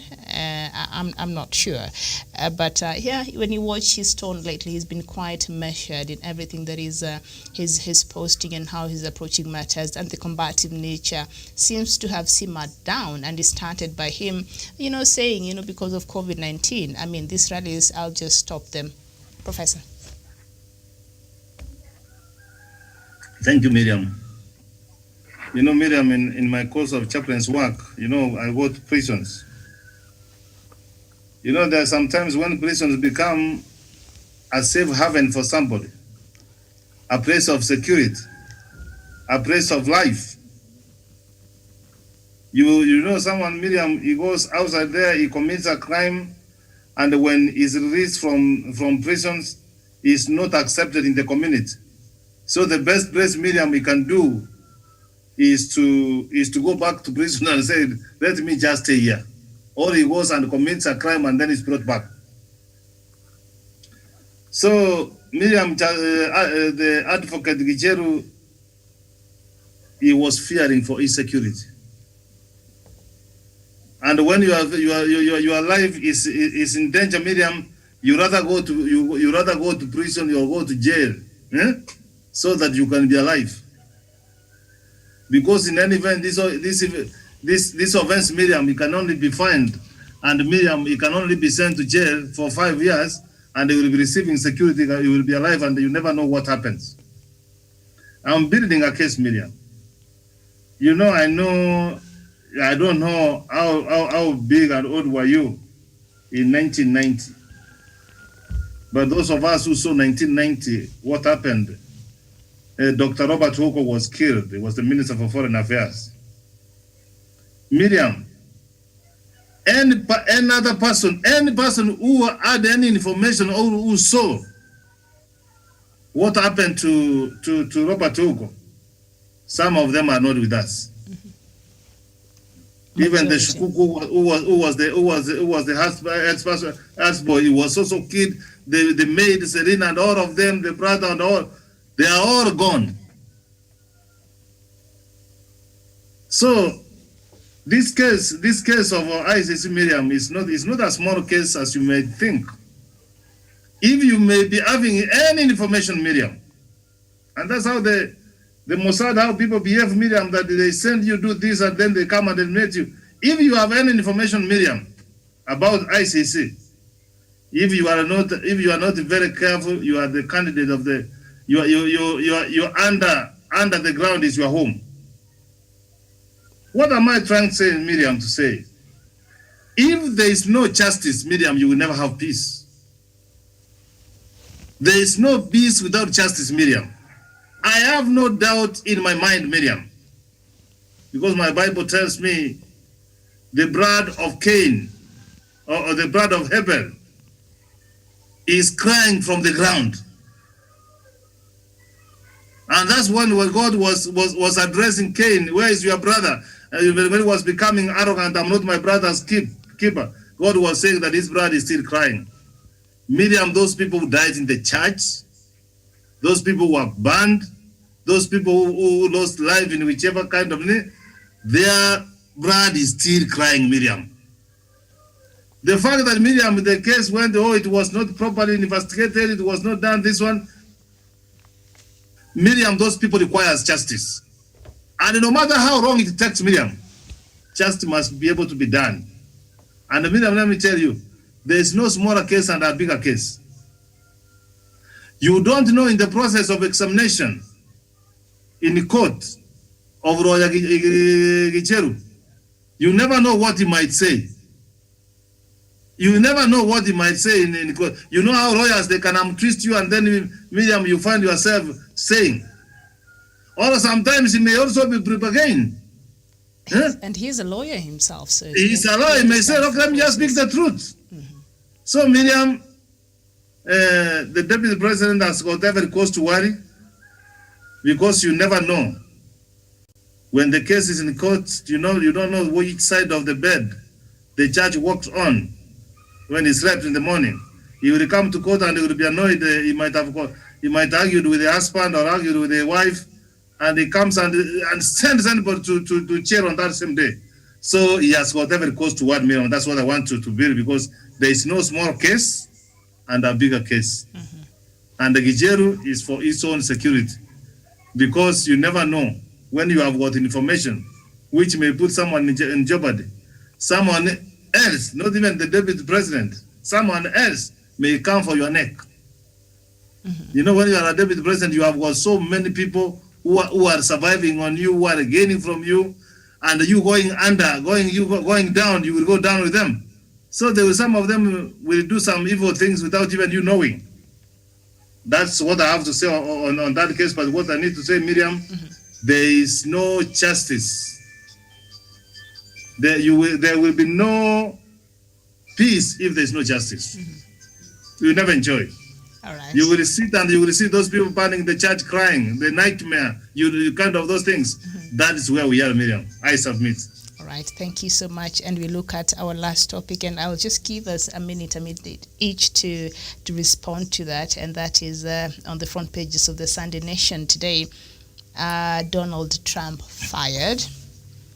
After a cliffhanger vote count that gripped the world's attention for days, Joe Biden was declared America's president-elect yesterday in what is a clear rejection of President Donald Trump's divisive reign, and that made him perhaps the most controversial leader in the U.S. history. And now the U.S.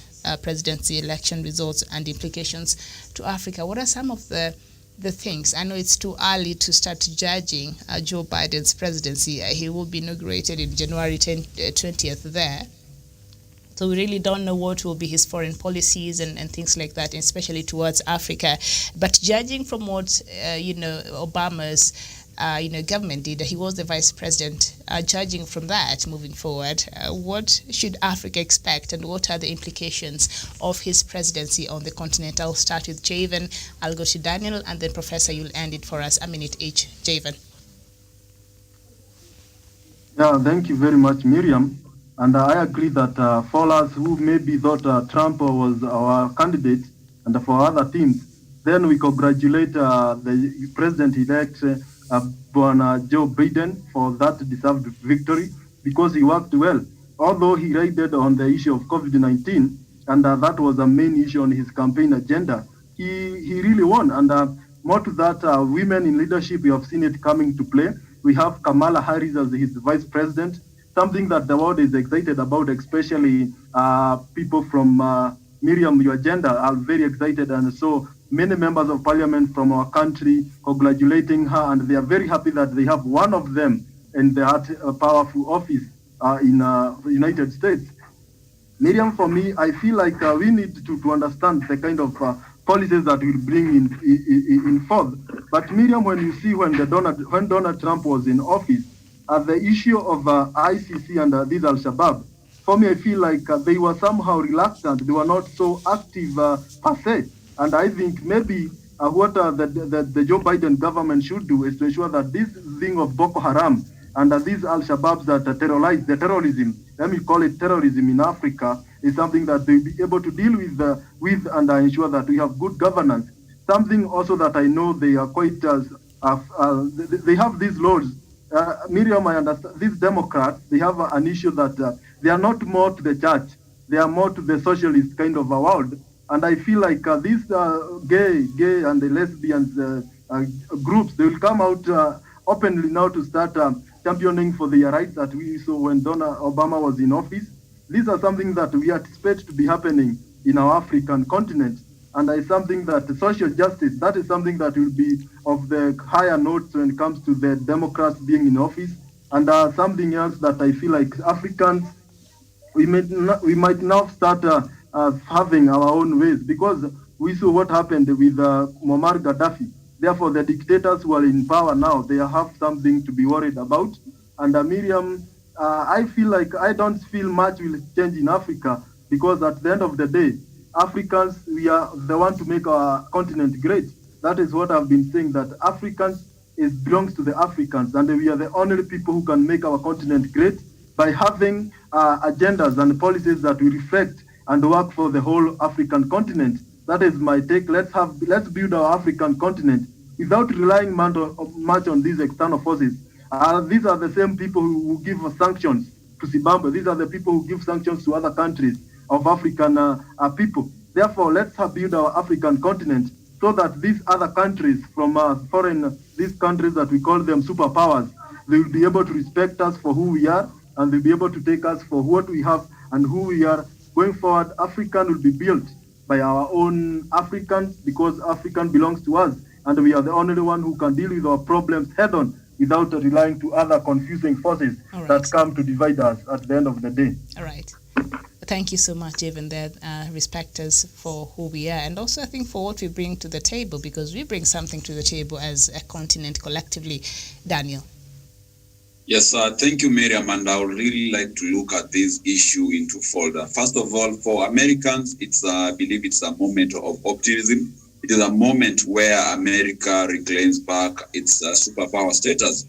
Because President Trump's administration has really diminished what America stands for, the values on which George Washington and the other founding fathers of America built the country on, in matters of freedom, in matters of America being a very strong democracy. I think Donald Trump was taking the country to the trenches. And with the coming on board of Joe Biden and Kamala Harris, I believe a lot is going to be restored back. And there's a hope for the people of America, especially the minority Black Americans, the Latinos, and the immigrants, and also the dreamers who go to America in search of greener pastures. So I believe a lot is going to change on the American side.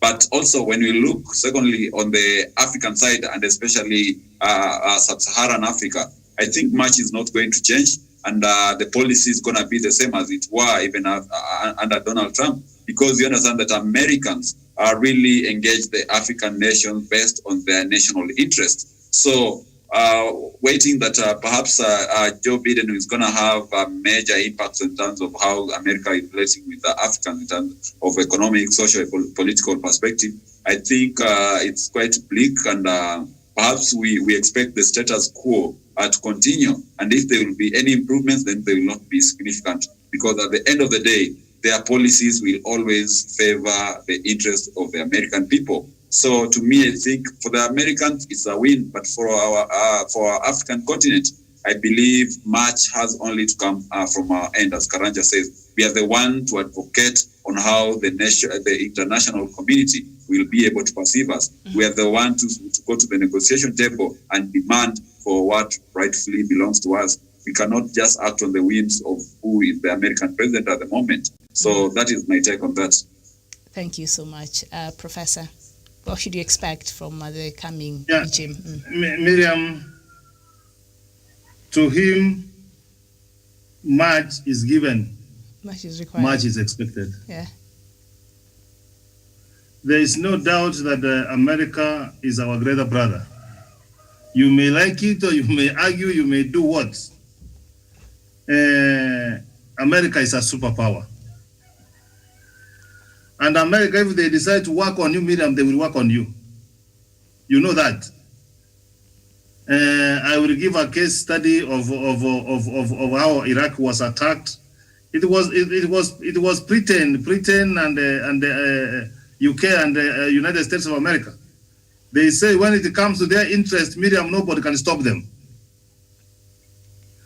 Israel is one country, Miriam, where they deal with the Palestinians. And America will say, they have got a right for self-protection, self-defense. And they have hammered the other people. Miriam, America sits in the United Security Council, and Miriam, it can veto. It has got veto powers. So as much as people want to talk about America, as it is, Miriam, America is a superpower. That's what I want to reiterate. Mm-hmm. And Miriam, you are treated, you will be treated and you'll be considered on how you treat the small people, the vulnerable people in the society. That's what makes you, Miriam, a human being. And forgive me, sometimes, Miriam, I get emotional, very emotional, that someone can just get on you and put his knee on your neck until you say you can't breathe. Yes, Donald Trump Joe Biden may not do much for Africa, but he will treat Africans as human beings. Hmm. That is the difference. Or it makes Miriam. He believes that the Black Lives Matters. We are not children of a lesser God. So that one is very key. You saw yesterday one of the black man how he was getting emotional, Miriam. That sometimes you don't know what will happen in children. There are more than 500 families in Mexico who have been separated by their children. And then you are saying that these children, Miriam, they are the Americans and you can go to hell. What kind of human being, Miriam, can you be? So this one, we are not going to see it happening under Joe Biden. Joe Biden, he believes that human beings are supposed to be treated fairly. There are some of the things which Karanja was trying to say that gays, homosexual, name them, Miriam. The fact that it is not pronounced, are people not doing it? Even here in our country, when we have thrown it. So the human mind, whether you put it, they do it. Even under Trump, they passed several laws supporting that. No, yeah, you can pass it, Miriam, but you cannot stop people. Miriam, you pass the law, say people don't murder. Don't people murder? People do. So when we do, let us not go to that way to know that it's going to happen. That is on personal choice if you can either do it or not do it. But what we want to do in Africa, don't bring it on the table, do it under the table. I remember our president, Uhuru Kenyatta, he told Obama on the face that homosexual, lesbianism, gay is not our priority, Miriam. When we shall be there, we can be able to discuss. But as now, it's not a priority. What I've said, Miriam, that Joe Biden will treat people like human beings. Let me just give you an example of what happened to the past president, and then we see what he can stand for. For instance, during the Bush administration, Miriam, there was improvement of aid under USAID to Africa. He believes in that one. So when Obama came to power and they were together with Joe Biden, yes. He shifted from aid to trade. When you do business with somebody, Miriam, you see him as a customer and as a partner. And I have no doubt that is how Joe Biden is going to see Africa, that we are not going to do it. They created AGOA. I think that's where AGOA came from. That's correct. No. I'm building. I want to say that when you become a president, there's something which you stand for. What has Trump done, Miriam? Miriam, Trump has been calling us shithole. Those are the kind of words he has been calling us. He has got no sympathy for Africa, Miriam. He has got no feeling for Africans, Miriam. Miriam, have nothing to do with us, Miriam. But treat us as human beings, Miriam. Have feelings as human beings, that we have got challenges and difficulties in life we are going through, and one day we shall overcome. So, Miriam, you saw him, he tightened immigration rules and several cuts to aid. That's what Trump did. And Miriam even proceeded to see, like now Obama, when Obama came to power, Miriam, when you were going to US, you were getting 3 months visa or 1 year visa. Thank him that these days when you go, you have got 5 years. Even through the green card, Miriam, there are some countries, which Trump has said that you are not coming, Miriam. So I'm looking forward that this one will change, because Joe Biden sees people as human beings. And Miriam, now that the vice president is Kamala, who is a woman, and I expect that they are going to be good to the rest of humanity. So I expect to see a lot of change. And Miriam, even if you don't opt for the change, we always say better days are always in the future. So something may come from the future. We cannot walk to the future without hope. Very well said, Professor. Thank you so much. Well, of course, for the first time, the American election and campaign was not so much about policy. That was there, but I think also was about character here. And I was just watching an interview there on CNN, and the commentators, they're making their comments there. And Van Jones, which is one of my favorite commentators there, political commentators there, he actually teared down, and he said for the first time, his children will be waking up, and when they look at a president, they will know character matters, they will know decency matters, they will know respect matters, they will know treating people with dignity matters. And I think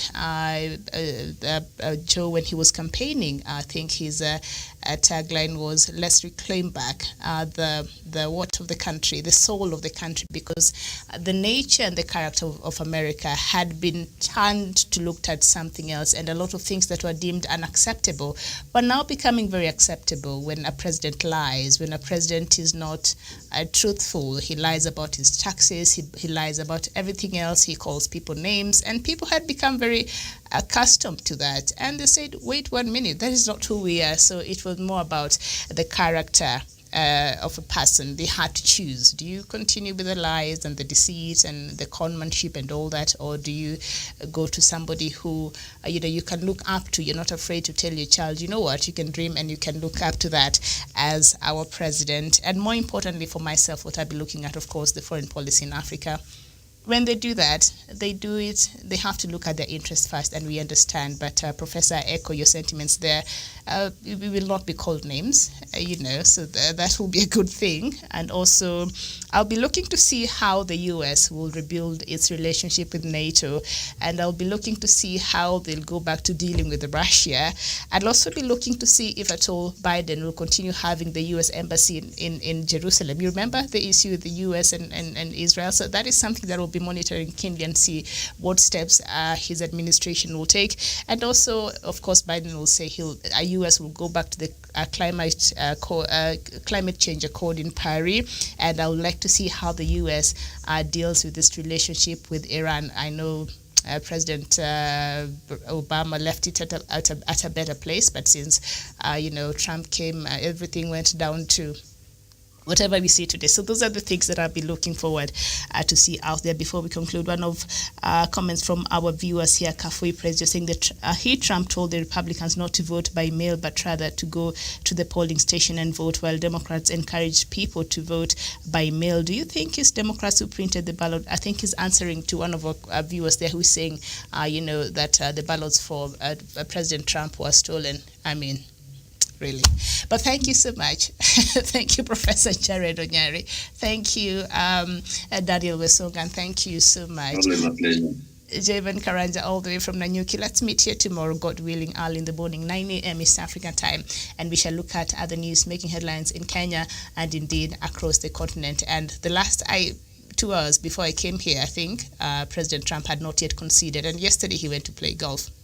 We'll see you tomorrow. Bye-bye for now, and thank you so much for watching.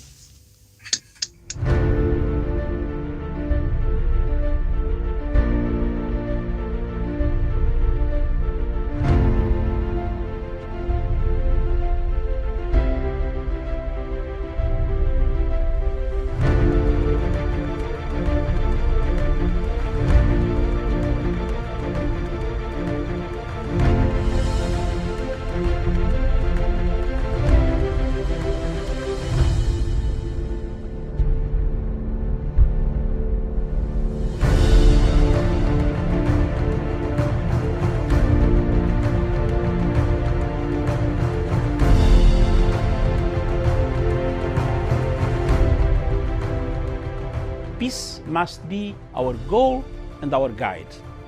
And all that we strive for as a human family, dignity and hope, progress and prosperity, depends on peace. But peace depends on us.